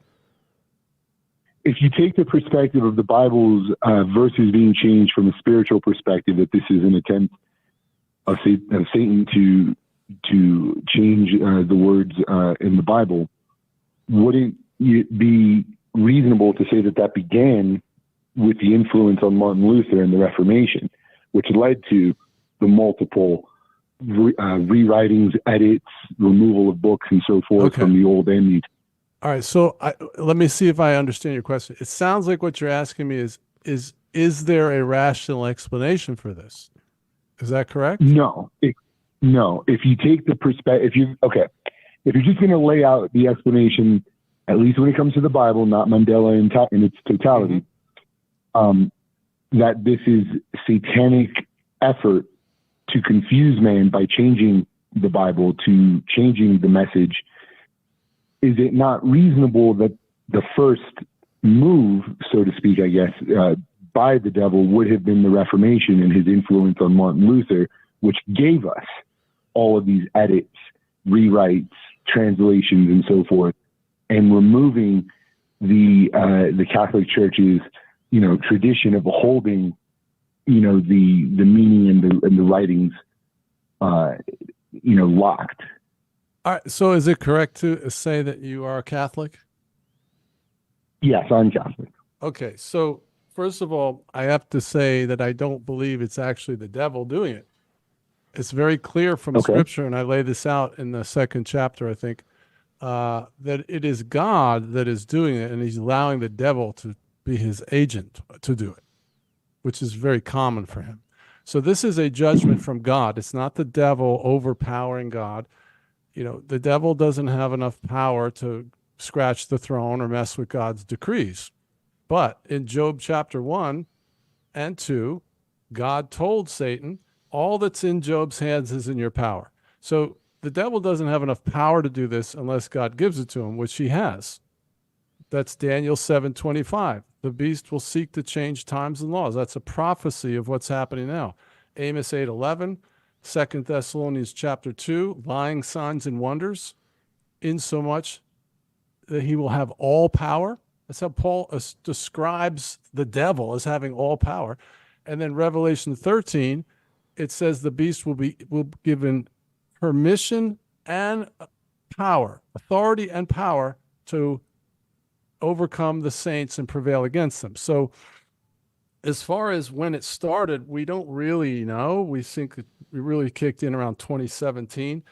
And I am not Catholic. And so Luther brought a reformation of the Protestant Reformation, which I applaud, because the Catholic Church is basically the most unscriptural organization that ever existed. So I'm applauding Luther, so I can't really go with you on that idea either, unfortunately.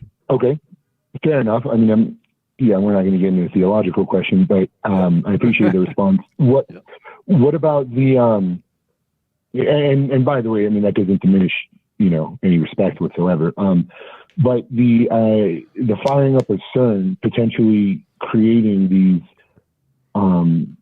variants, these multiple, I guess, I mean, what some people have said is, these timelines or universes that are kind of colliding and smashing. It goes into all kinds of other things that tie in: Mandela Effect, missing 411, time slips, things like that. Do you have any thoughts on CERN? Absolutely. I mean, we only know as truthers like what we're shown. We don't even know if CERN is there, right? I haven't been there, but I'm going to assume it's there. I think it's there, and the D-Wave computers are real. So CERN is definitely a demonic thing. They got the 666 as their logo. They got Shiva, the goddess of destruction, as their icon out front. And the thing is built on top of an ancient temple to the god Apollos. And so then when you go to Revelation 12, I think it says an angel will be given a key to the bottomless pit and will open up the pit. And what comes out of the pit? Apollyon. So we believe that CERN is that key that's opening this pit. Now, the D-Wave computers also have a role in this, because that thing, the qubit, the way that thing works, is it didn't work if human consciousness was too close to it. So, because it would start working and then somebody would walk by and it would turn it off. So they had to drop the qubit into a cell, which they then brought down to near 0 Kelvin to basically make a human consciousness vacuum. So imagine a black hole of human consciousness is at the center of every D-Wave computer. Now, Cliff High is a guy that's a linguist and a programmer, and he created this spider to go out on the internet and to listen to conversations. And it started bringing back predictions.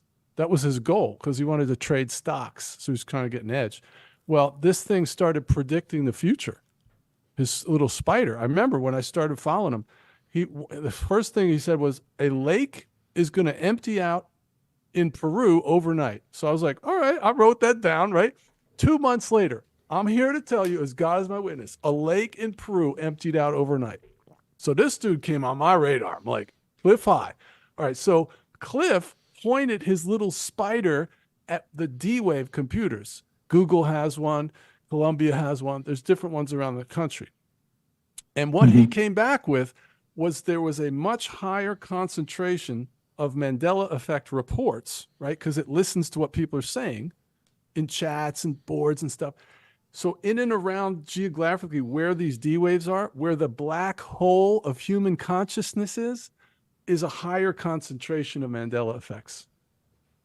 That is my most objective proof of what's causing it that I've ever had, is the D-Wave causing it, and with CERN. For sure. And the timing is, when did they fire it up for the first time? You know what? Thank you. June 2017 is when they said they fired it up to 100% for the first time. And you can go to Google Analytics and you can look up Mandela Effect, and June 2017, I think it's 2017 or 2018, is exactly when the searches for Mandela Effect goes through the roof. The same month when they turned it up 100%. That's no coincidence. Bizarre. Yeah. Anything else, caller? Yeah, Danny, come through DC, man. I'd go to your show. I'm going to be in Baltimore in October 10th. I'm working on DC, but if you're, it's not too far, but I know it's not exactly I'll be right back. super close. Yeah, go ahead. I know it's not super close, but it's not too far. But yeah, I'm working on it, man. Thanks for calling in. I appreciate it. Yeah, thank you. Later. Okay. Let's take another call here. We're going to wait for John to come back.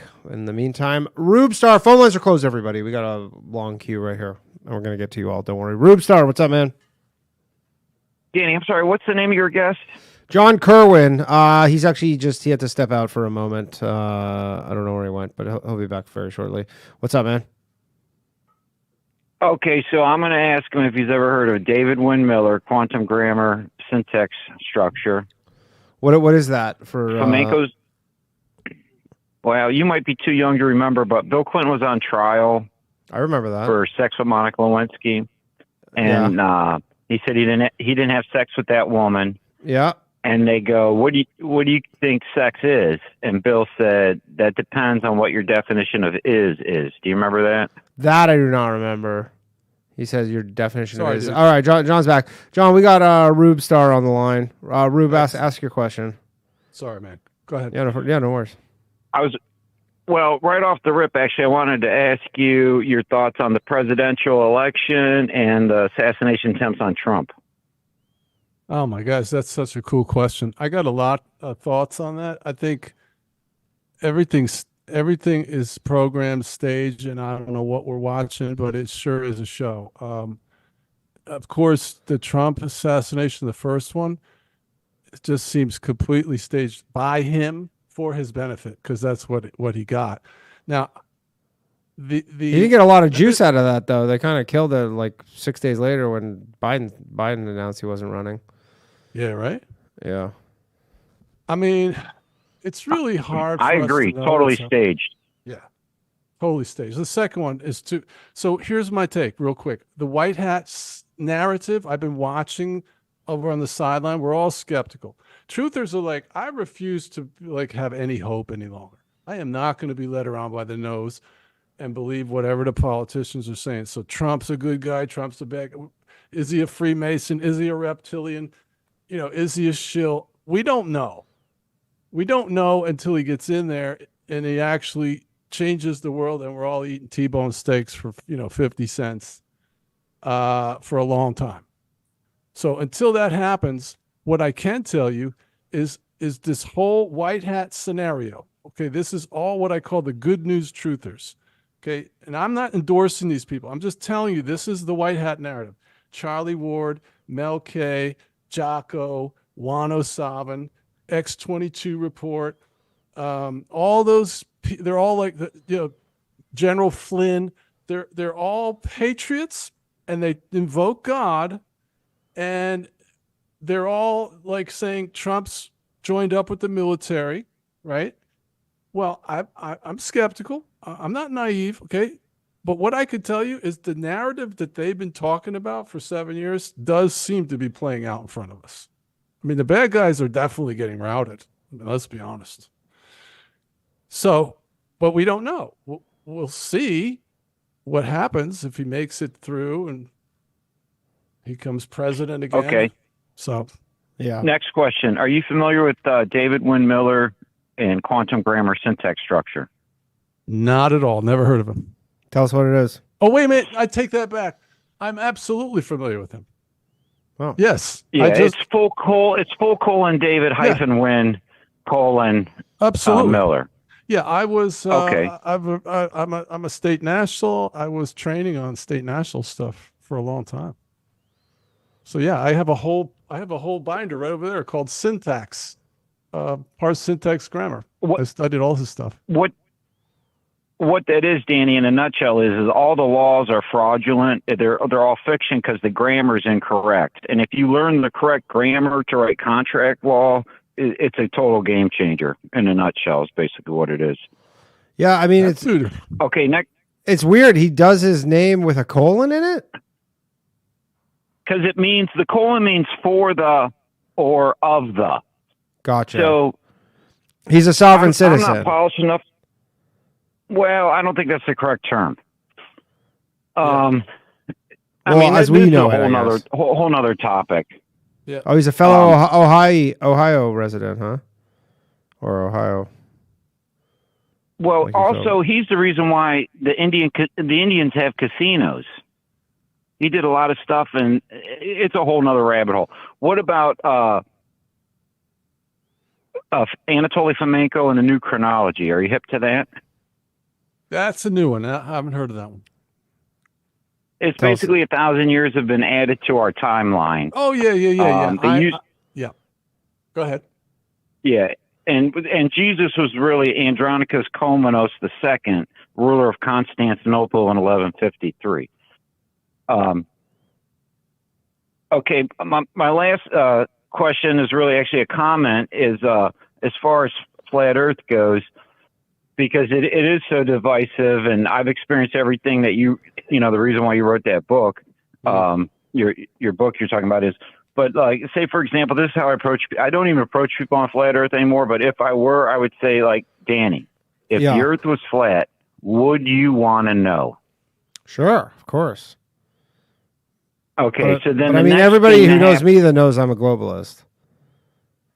Right. But here's the question: why would you want to know?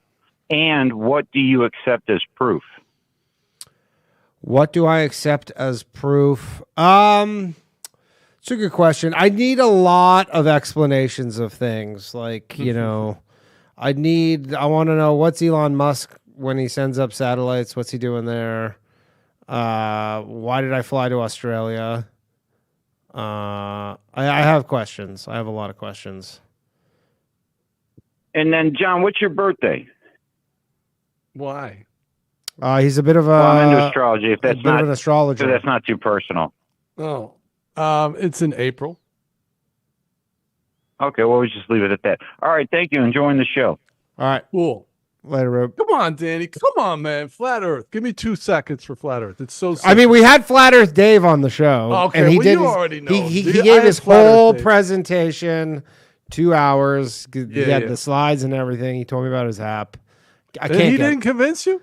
Can't get there. Can't get there. I had too many questions. It's too simple, man. If the Earth is flat, why is it? Why if the Earth is round, why is it flat?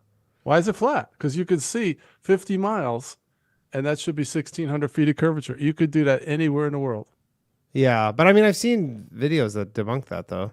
And but I'm saying you could do it. You go to Myrtle Beach, right? You go up to North Myrtle. You look down. There's a hotel. It's 800 feet tall. You Google it. It's 50 miles. You get your binoculars out. You can see the whole thing. It should be totally obscured behind 1,600 feet of curvature. It's impossible. So the only explanation is atmospheric lensing, which is a joke because you can't see around corners, you know. And anyway, lensing actually is 2 or 3%, and it actually bends down. If you put a pencil in a glass of water, it goes that way.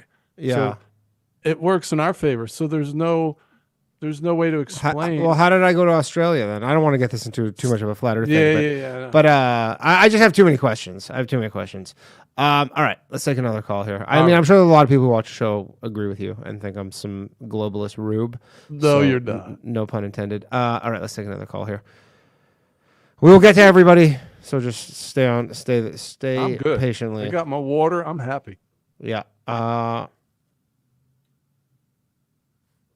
moment, please. Okay, make sure to promptly unmute yourself. Otherwise, we're going to have to move on to somebody else. Okay. All right. We're going to go to the next person here. Whoever unmutes yourself first gets on the show. That's how we do it. Man, people are slow right now. All right, here we go. Hello, you're on Low Value Mail. Who am I speaking with? Hello. Are you there? Nope. All right. Well, that's odd. I'm muting. Oh. I think did he just unmute himself? Hold on. All right. Well, I think these people just unmuted them or muted themselves. Oddly. All right. Let's try another one. I don't know if Zoom's trying to shut us down. I don't know if Zoom likes what we're talking about here. Hello. Could be. Hello. Hey, what's Eric up? from Cali. Hey, what's up, man? Hey. Hey, man. Well, so, just to bring the conversation back to the whole Mandela memory hole thing, I'm curious what specifically marks, because your guest, John, he's talked a lot about 2017, and who's to say it didn't begin further than that? Because in this current day and age, there's a lot more recordings. You can look things up online. And it was a lot easier back before we had the internet or even written text to memory hole things. Yeah. So I guess if you could expound upon like what marks that current date that makes it much more so than previously. Oh, it's a great question. And we've talked about this a lot. There's a lot of people, myself included. I agree with you. I think the changes have been happening way before then. But most of us, when we do polls, I do a lot of polls on my channel, Wake Up or Else on YouTube. And I ask people, did you ever have anything like this in your life? If you're 50 or older, right? Was there ever a time when everything around you seemed to be morphing, or is it all just recently? And everybody would say, no, this has never happened to me before. So that's an empirical observation, what I call consensus, where I might have 100 people on there and like 90% say, no, nothing like this has ever happened. That to me indicates that the phenomenon is recent, at least in its how much it's happening. It could have been happening prior to that, but we didn't notice. You know what I mean? Right. Yeah. I mean, because there is the saying that history is written by the victors. Yeah. Which probably contributes to that sort of Mandela effect or memory hole effect. And so and even relating to like the Bible and the various different translations that have changed over time, how do you find that point in which it's, this was true then, and because several thousand years ago, how do you determine that was true at that point? You got to restate the question. I didn't understand. I heard the words, but I didn't follow your question. No, okay. Yeah, it was a little jumbled. So like relating with the Bible, where do you draw, like, because a lot of the things you were touching upon today relate to changes within the Bible recently, correct? Recently, and, in other words, recently to us, we're just noticing them, I mean? Yeah. I mean, relatively recently, yes. as far as like past 50 years or so. Yeah, because I was in the ministry for 40 years, and then I would have known. I would have known if I had an experience prior to this where I believed everything was changing.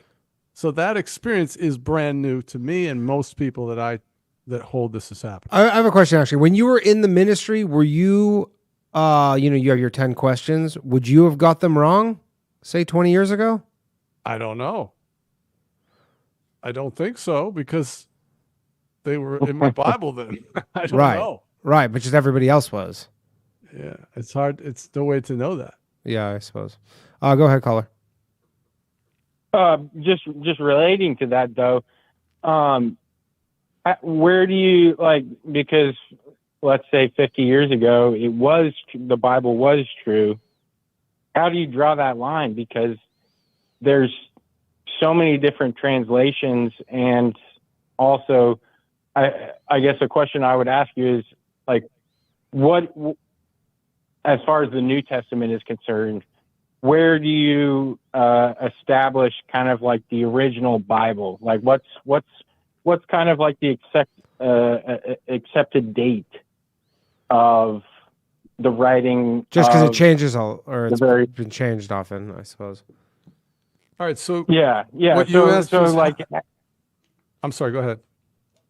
no, well, just in general, like because obviously the different the different followers of Jesus, there was different sort of time frames as far as the writing of the Gospels. But in general, what would you say is like the earliest writing? All right. Well, we have fragments in the Dead Sea Scrolls. The original autographs, like the Book of Mark, let's say, was written maybe 90 years after Christ. So that would be the original. And then we have copies of that, for instance, maybe 2 decades or even a century later. So what we have now is either decades or over a century after the original was penned. So we don't have any of the originals of full, like New Testament. We only have copies. Okay, but what your question is, if I was reading between the lines, you're asking me, how do I draw that line? Meaning, Yes. Yeah. how do I make this objective decision that there's a supernatural event happening versus just a kind of gradual muddling of the translations by man? Okay, in other words, manually going in and putting in different words at the printing press. That's what I hear you asking me. Because you said there's so many translations. So it sounds like what you're asking me is it possible that we're just confused and there's no phenomenon? Is that what you're asking me? Yeah, you're definitely touching upon that. And I mean, especially even before there were like written texts, and like you said, the agreed upon date would be 90 years after the death of Christ. And I guess from one thing that's hard for me to grasp is like, okay, that's the oldest text that we have. I know that probably we have only like 1% of texts that survive from that date. So it's hard to actually draw that line of what the earliest text was. But in general, I think it is agreed upon that there is some kind of like verbal passing upon of stories. And so when you get to the verbal passing on of stories, it becomes kind of a game of phone tag, and you're passing on stories that may not be exactly what it is. And then you have Greek and Arabic to English. And so there's all these different translations. Yeah. Yeah. And so, I guess what you're saying, I guess, John, what you're saying is, there are these texts now and they're currently being, somewhat misrepresented. I've been doing this. This is what I've done full time for 7 years. I'm a broken record. My whole channel for 7 years, I'm talking about one thing. I mean, I did other things, but I've been providing a biblical analysis of the Mandela Effect. I've been picking apart the changes. So and it took me just recently to finally come up with absolute proof. Okay. I now have absolute unequivocal proof that we're not confused. We're not befuddled. We're not misremembering. We're not thinking the planners, peanut guy is a monopoly. That's not happening because the math doesn't lie. And it's impossible. It's 10 to the 200th power that 10 people could get the 10 simple quiz questions wrong the exact same way, because there's an infinite number of possibilities for each 10 questions.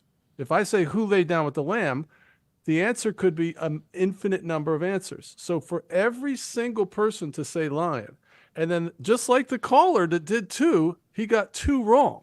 Mm-hmm. And he came out of them from memory. I could do that with a billion people. Okay. So what I'm saying is that now it took me 7 years, but I have unequivocally proven none of these objections have any rationality. None of them. We're not confused. Period. Sure. Okay. And the reason that we know that because all of the questions I'm giving are from universal changes. In other words, they're in the 1611, all the revisions, the 1769. So that's all the King James Bibles. They're in the NIV, the NAS. They're in every Bible. So there's no Bible out there that people are thinking exists where it doesn't say that. So if what we're remembering isn't in any Bible, then how did it get in our minds? We're not misremembering because the math eliminates that. That the only possible thing that's left is our testimony. Yeah. That's it. Too many Bibles. All right. Thanks, caller. Cool caller, though. Good try. Yeah, thanks, man. All right. A few more calls, then we're going to wrap this up. Thank you very much, everybody. I got a question from the chat. This is from David. He says, I had a similar question, but have you ever heard a conspiracy you don't believe? Essentially, what are the ones where you go, you know what? Not for me. I'm going to read between the lines on this one, too, if I may. Sure. I was in a church once, and the pastor said, John, is there anything you don't believe? Now, I'm not sure if the caller's asking me like that. Is this caller asking with a note? No, this was just a chat from the chat. I don't think so. I mean, I can't read any sarcasm into it. Okay. I guess the question is, what's the, Okay, I'll answer it like this. I did a talk. It's called Help. I have more than 10 rabbit holes in my portfolio. Sure. And so what I found out is the more you see, the more you see. So as you start to admit, okay, that's a huge lie, as soon as you're willing to question officialdom, a filter comes off you, and it becomes easier to see the next thing. And so, at this point, I'll believe almost anything as long as I can document it, prove it. Right. But we don't know. I mean, a lot of these things we don't really know. We can only formulate educated opinions.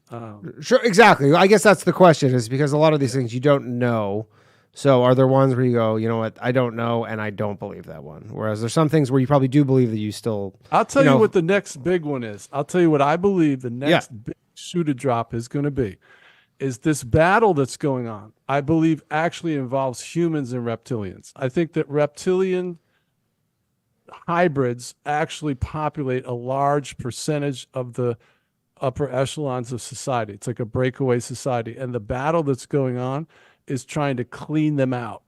If the white hat scenario is true, that's what's really happening. I'm just throwing it out. Yeah. There. Okay. Few more calls, then we're gonna wrap this up. Let's take this one. Thank you again, everybody, for tuning in. And we are who we got? Hello. Y'all hear me? Yep. Slav, what's up, man? What's going on? Yeah, I had a question about something from the Bible, but just for the guests, y'all were talking about Earth and what we're living upon. I would just like to. You may not agree with me, but I'm just gonna. This is my belief. Like, I'll die on this hill. As a geologist, I'm gonna tell you right now, bro. I've seen it with my own eyes. Earth is a dreidel. All right, the Earth is dreidel Earth. The Earth is it's dreidel Earth. So I'm about to get into some Jew questions. But first off, serious question about the Bible.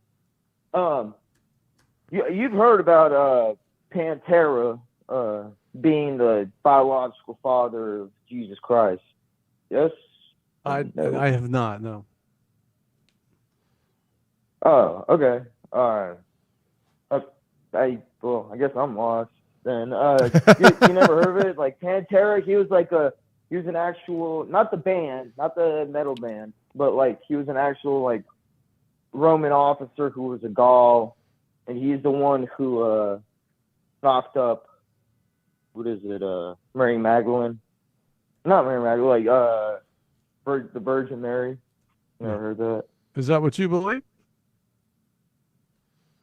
Well, I mean, Immaculate Conception is, I don't know, it seems like something the most hardcore abortionists wish was real.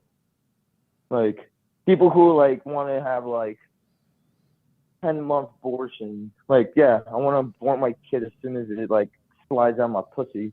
Like, yeah, they'll wish that Immaculate Conception was real. I mean, Anyways, what's your question? We gotta wrap these up. So I'm sorry, we're just kind of with this Mandela effect and all this. isn't this just all like contrived by what is it, Edward Bernays? Like Edward, him, and just basically like the worldwide international Jewish order. How would he contrive it? Explain that to me.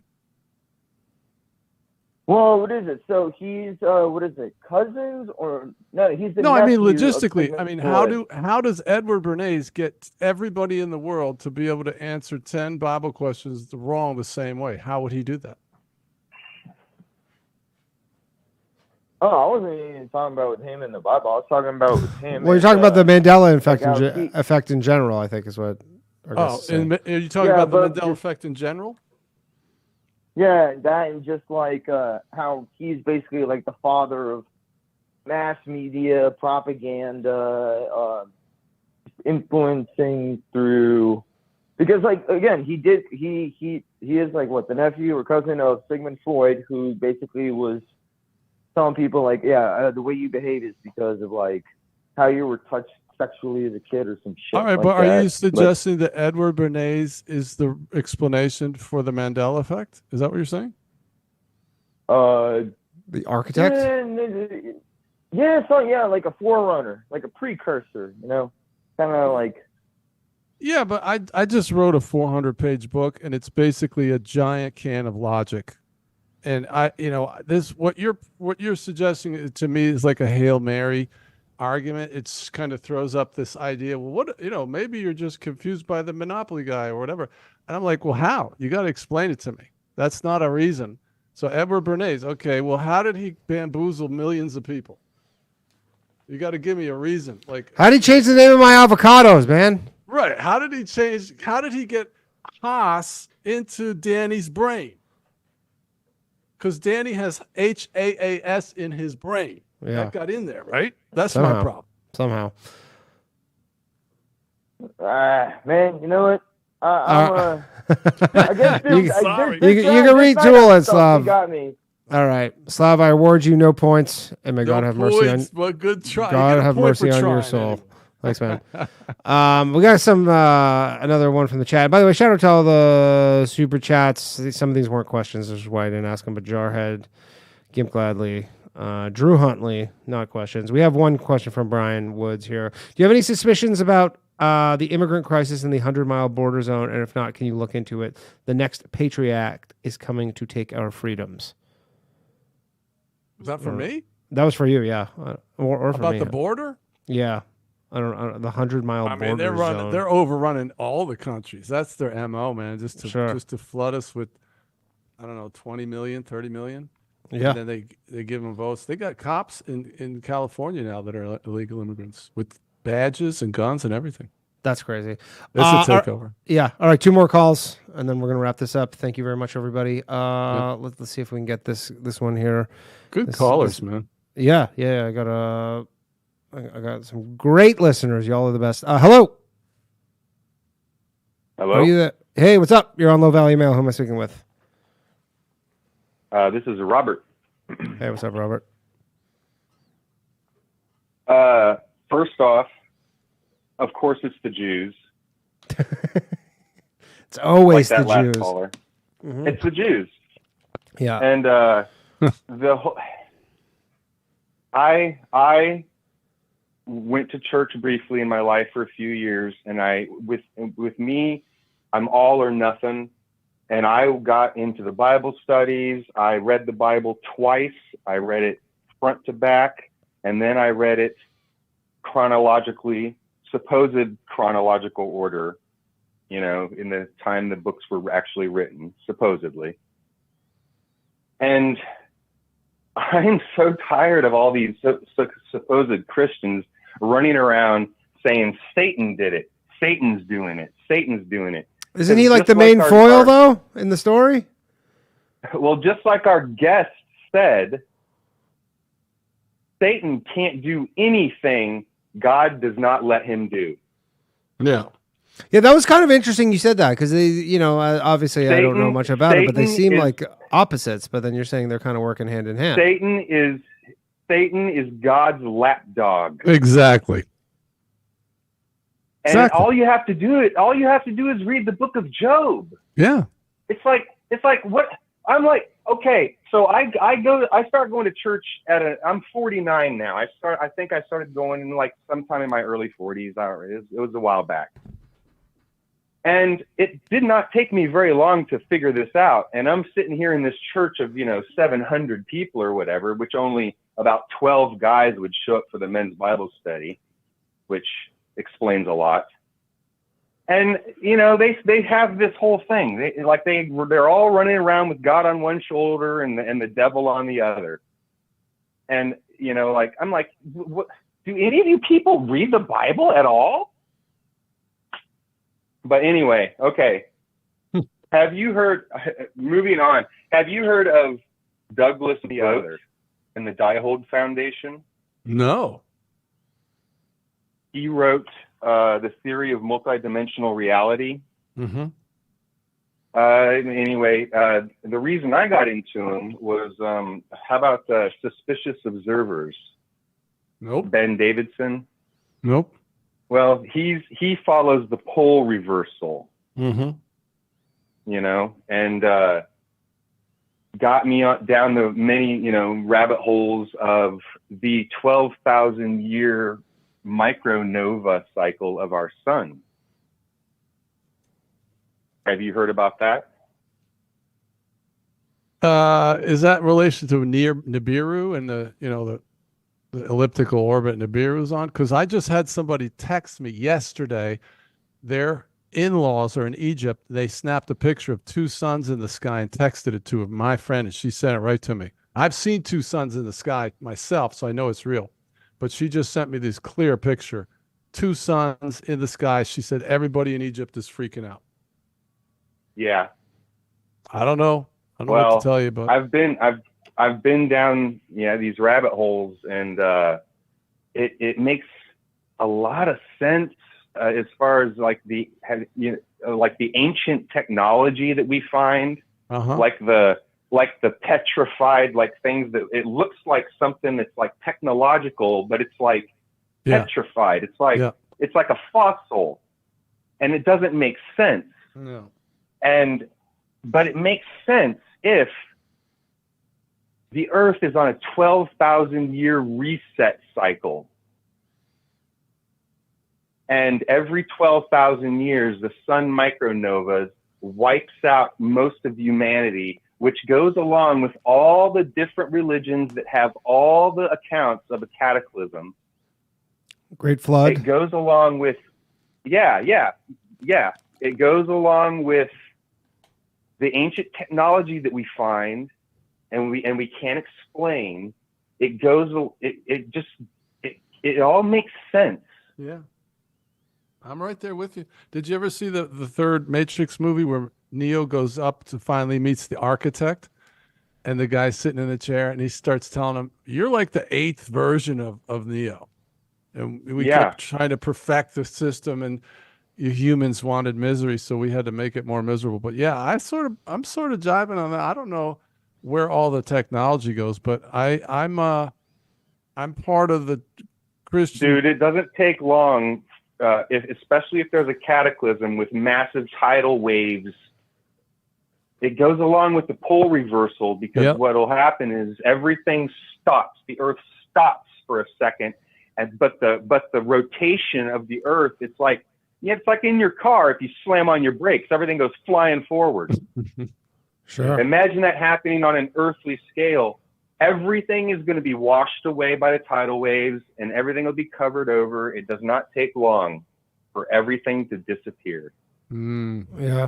And then hundreds of years later, the humans that have survived will repopulate, and there we go again.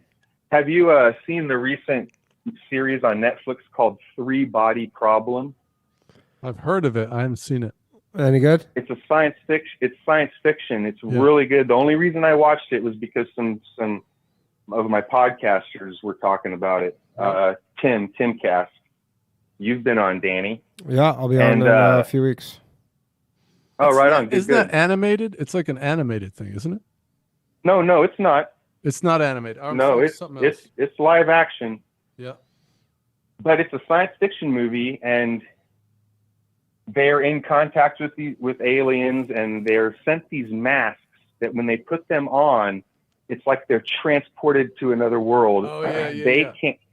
They think that it's like some kind of VR, but they're like, no, man, this is like beyond anything VR. And anyway, they're sent to the smartest people on Earth, and the problem that they have to solve is they go to this planet, and this planet has three suns or two suns? Anyway, it's a 3-body problem, so that every so many, like, centuries or whatever, their planet is torn apart by the gravitational pull of these 3 suns. So, but these people know it. These people know that they have a limited time. And these scientists have to figure out how to save them. Mm-hmm. Yeah, and you talked about how these people like to put into their movies and into their things, they'd like to tell you what they're doing. Yeah. They like to tell you. And I watched that, and then I watched that show, and I'm like, they're telling us. Mm-hmm. Yeah. It's coming. It's coming. Well, I mean, I think I'm sure John shares your belief in that. If I can't remember what Bible quote it was, but all right, I gotta let you go, man. We gotta wrap this up. But thank you for calling in. Take it easy, guys. Also breaking news: they just got Diddy. I don't know what that means, but Diddy's been arrested. I thought he was arrested already. No, they raided his house a couple months back, but now they just actually arrested him. So did they really? Diddy and R. Kelly are going to be making some real good music in prison together. All right, last call of the night. Thank you very much, everybody, for tuning in. Hello, last call of the night. Who are we speaking with? Wow, last call and first call. Yeah. This is Patrick again. What's up, Patrick? I'm back. Hey. All right. Okay. Well, excuse me. Well, yeah, you got me 0 for 2. What happened? Why'd you have to leave? Continue down that. I'm at a park and there were some cops walking up. I thought, hey, you're not doing a Bible test, are you? Yeah, right. Yeah. I guess there's some person. You're like, I swear. Okay.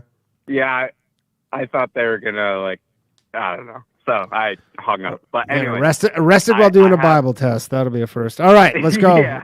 0 for 2. I got 0 for 2. I'm sorry. All right. Okay. John, you got any more? You want to do some more? Yeah, he wants some more. He wants some redemption. No. You don't? No. I have some questions. I'm sure I'll get more wrong. But I do have a question specifically about the Bible questions. Just based off of some of the ones you mentioned and the 2 that you asked me. For instance, what did the dove come back to the ark with? I said olive branch. It's olive leaf. I think olive branch, that's a common phrase. That's a term. Yeah, that's what I said. Of, extending peace. Okay, sorry. Yeah, maybe I missed that. But I just said that. People know the olive branch. I've never even heard of olive leaf. Yeah. So again, I'm not talking about the whole idea of Mandela Effect, but at least with a few of the Bible verses you mentioned, I could see a simple rational explanation of different things that could be explained. How is an olive branch a term of peace? I think it's just an accepted. It's become one. It's just become, obviously it's right. Okay, but the dove could have come back with a cranberry. It could have come back with a bug. Yeah, no, right? I'm not debating that. I just that seems to be right. But see, I'm listening to you. Okay. And what you're trying to do is you're trying to interject rational explanation for why you gave that answer. And what I'm saying is your answer, branch, is there's an infinite number of things you could have said, but the only thing you said was branch, olive branch. All right. Now, what I'm saying is that I can do that with a billion people and they'll all tell me branch. And what I'm telling you is that that is statistically impossible. There is no possible rational explanation for the fact that you said branch. None. It's now math. It took me 7 years to get to this certainty level, but I'm telling you, it's dark. I mean, there's a possibility, and I'd like to look this up. Maybe that's even how that term or phrase came from. I'm looking it up right now. It says it's generally associated with the customs of ancient Greece and Rome. So this probably predates. But this is the escape route that the people Bible. Cling to. You're trying to come in with this underlying explanation. So this is the analogy. You go to your parent and they don't recognize you, and they're like, "Who are you?" And you say, "Mom, it's me." And you say, well, I don't know who you are. And then you say, why? And this is what your mom says. Well, the etymology of your name means I don't recognize you. How ridiculous is that? It has nothing to do with what the meaning of the olive branch is. It has to do with I guess the leaf is attached to the branch, though, because it says here, and this is Wikipedia, but it says the olive branch appears with a dove, What's your point? in early Christian art. And in terms of just why everybody's making the mistake, I suppose. No, the explanation. Okay, but, okay. Anyways, anything else there, man? Patrick, we gotta wrap this up. Yeah, I go ahead. A couple more questions. Go ahead. Can. Yeah.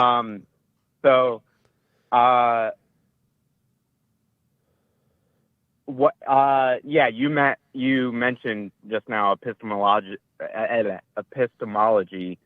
How does this affect your epistemology? Like, how can you trust anything to be? And that sounds kind of extreme, but like, how can you trust anything if you're opening up this idea that so many facts and things are changing in real time?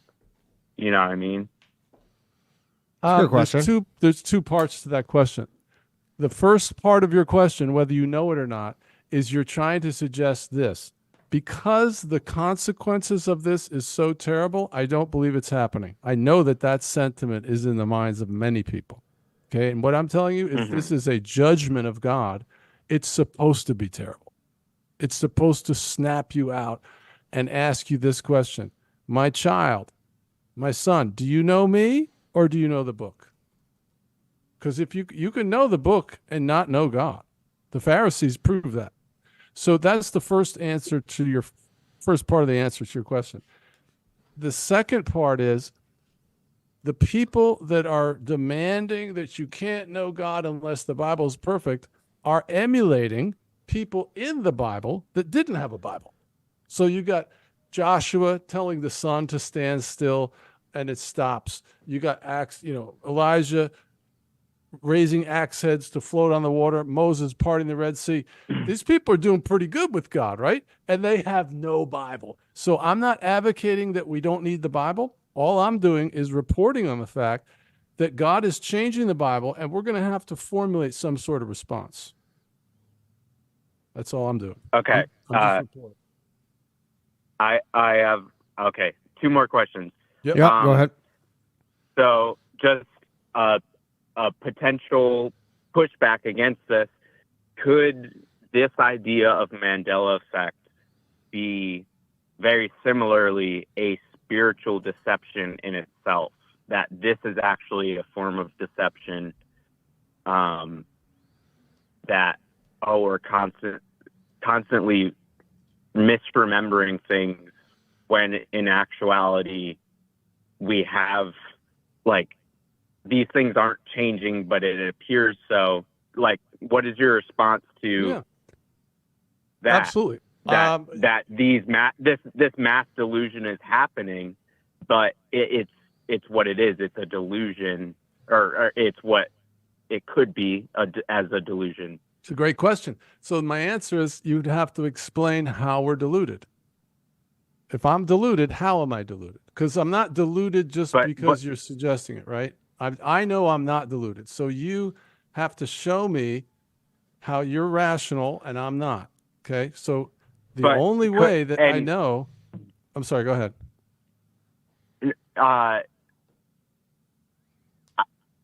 From my perspective, and I mean, I haven't searched this at all, basically. Isn't there essentially the same amount of proof that you could say, like, this is a mass delusion as someone saying, no, this is the truth? Like,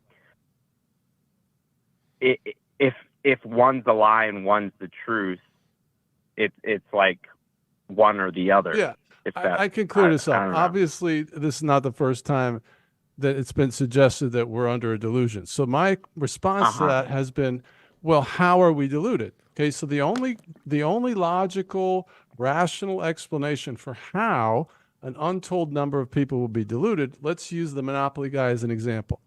Okay, all of us listening, probably almost everybody remembers, if you think about the Monopoly guy, you can see in your mind that he has a monocle. You have a memory of him having a monocle. Now, if the unconvinced are correct, he never had a monocle. So what you have to then assume, if we're deluded, is that we are having false memories implanted in our heads. That's the only way that you can actually explain how we're deluded. You with me so far?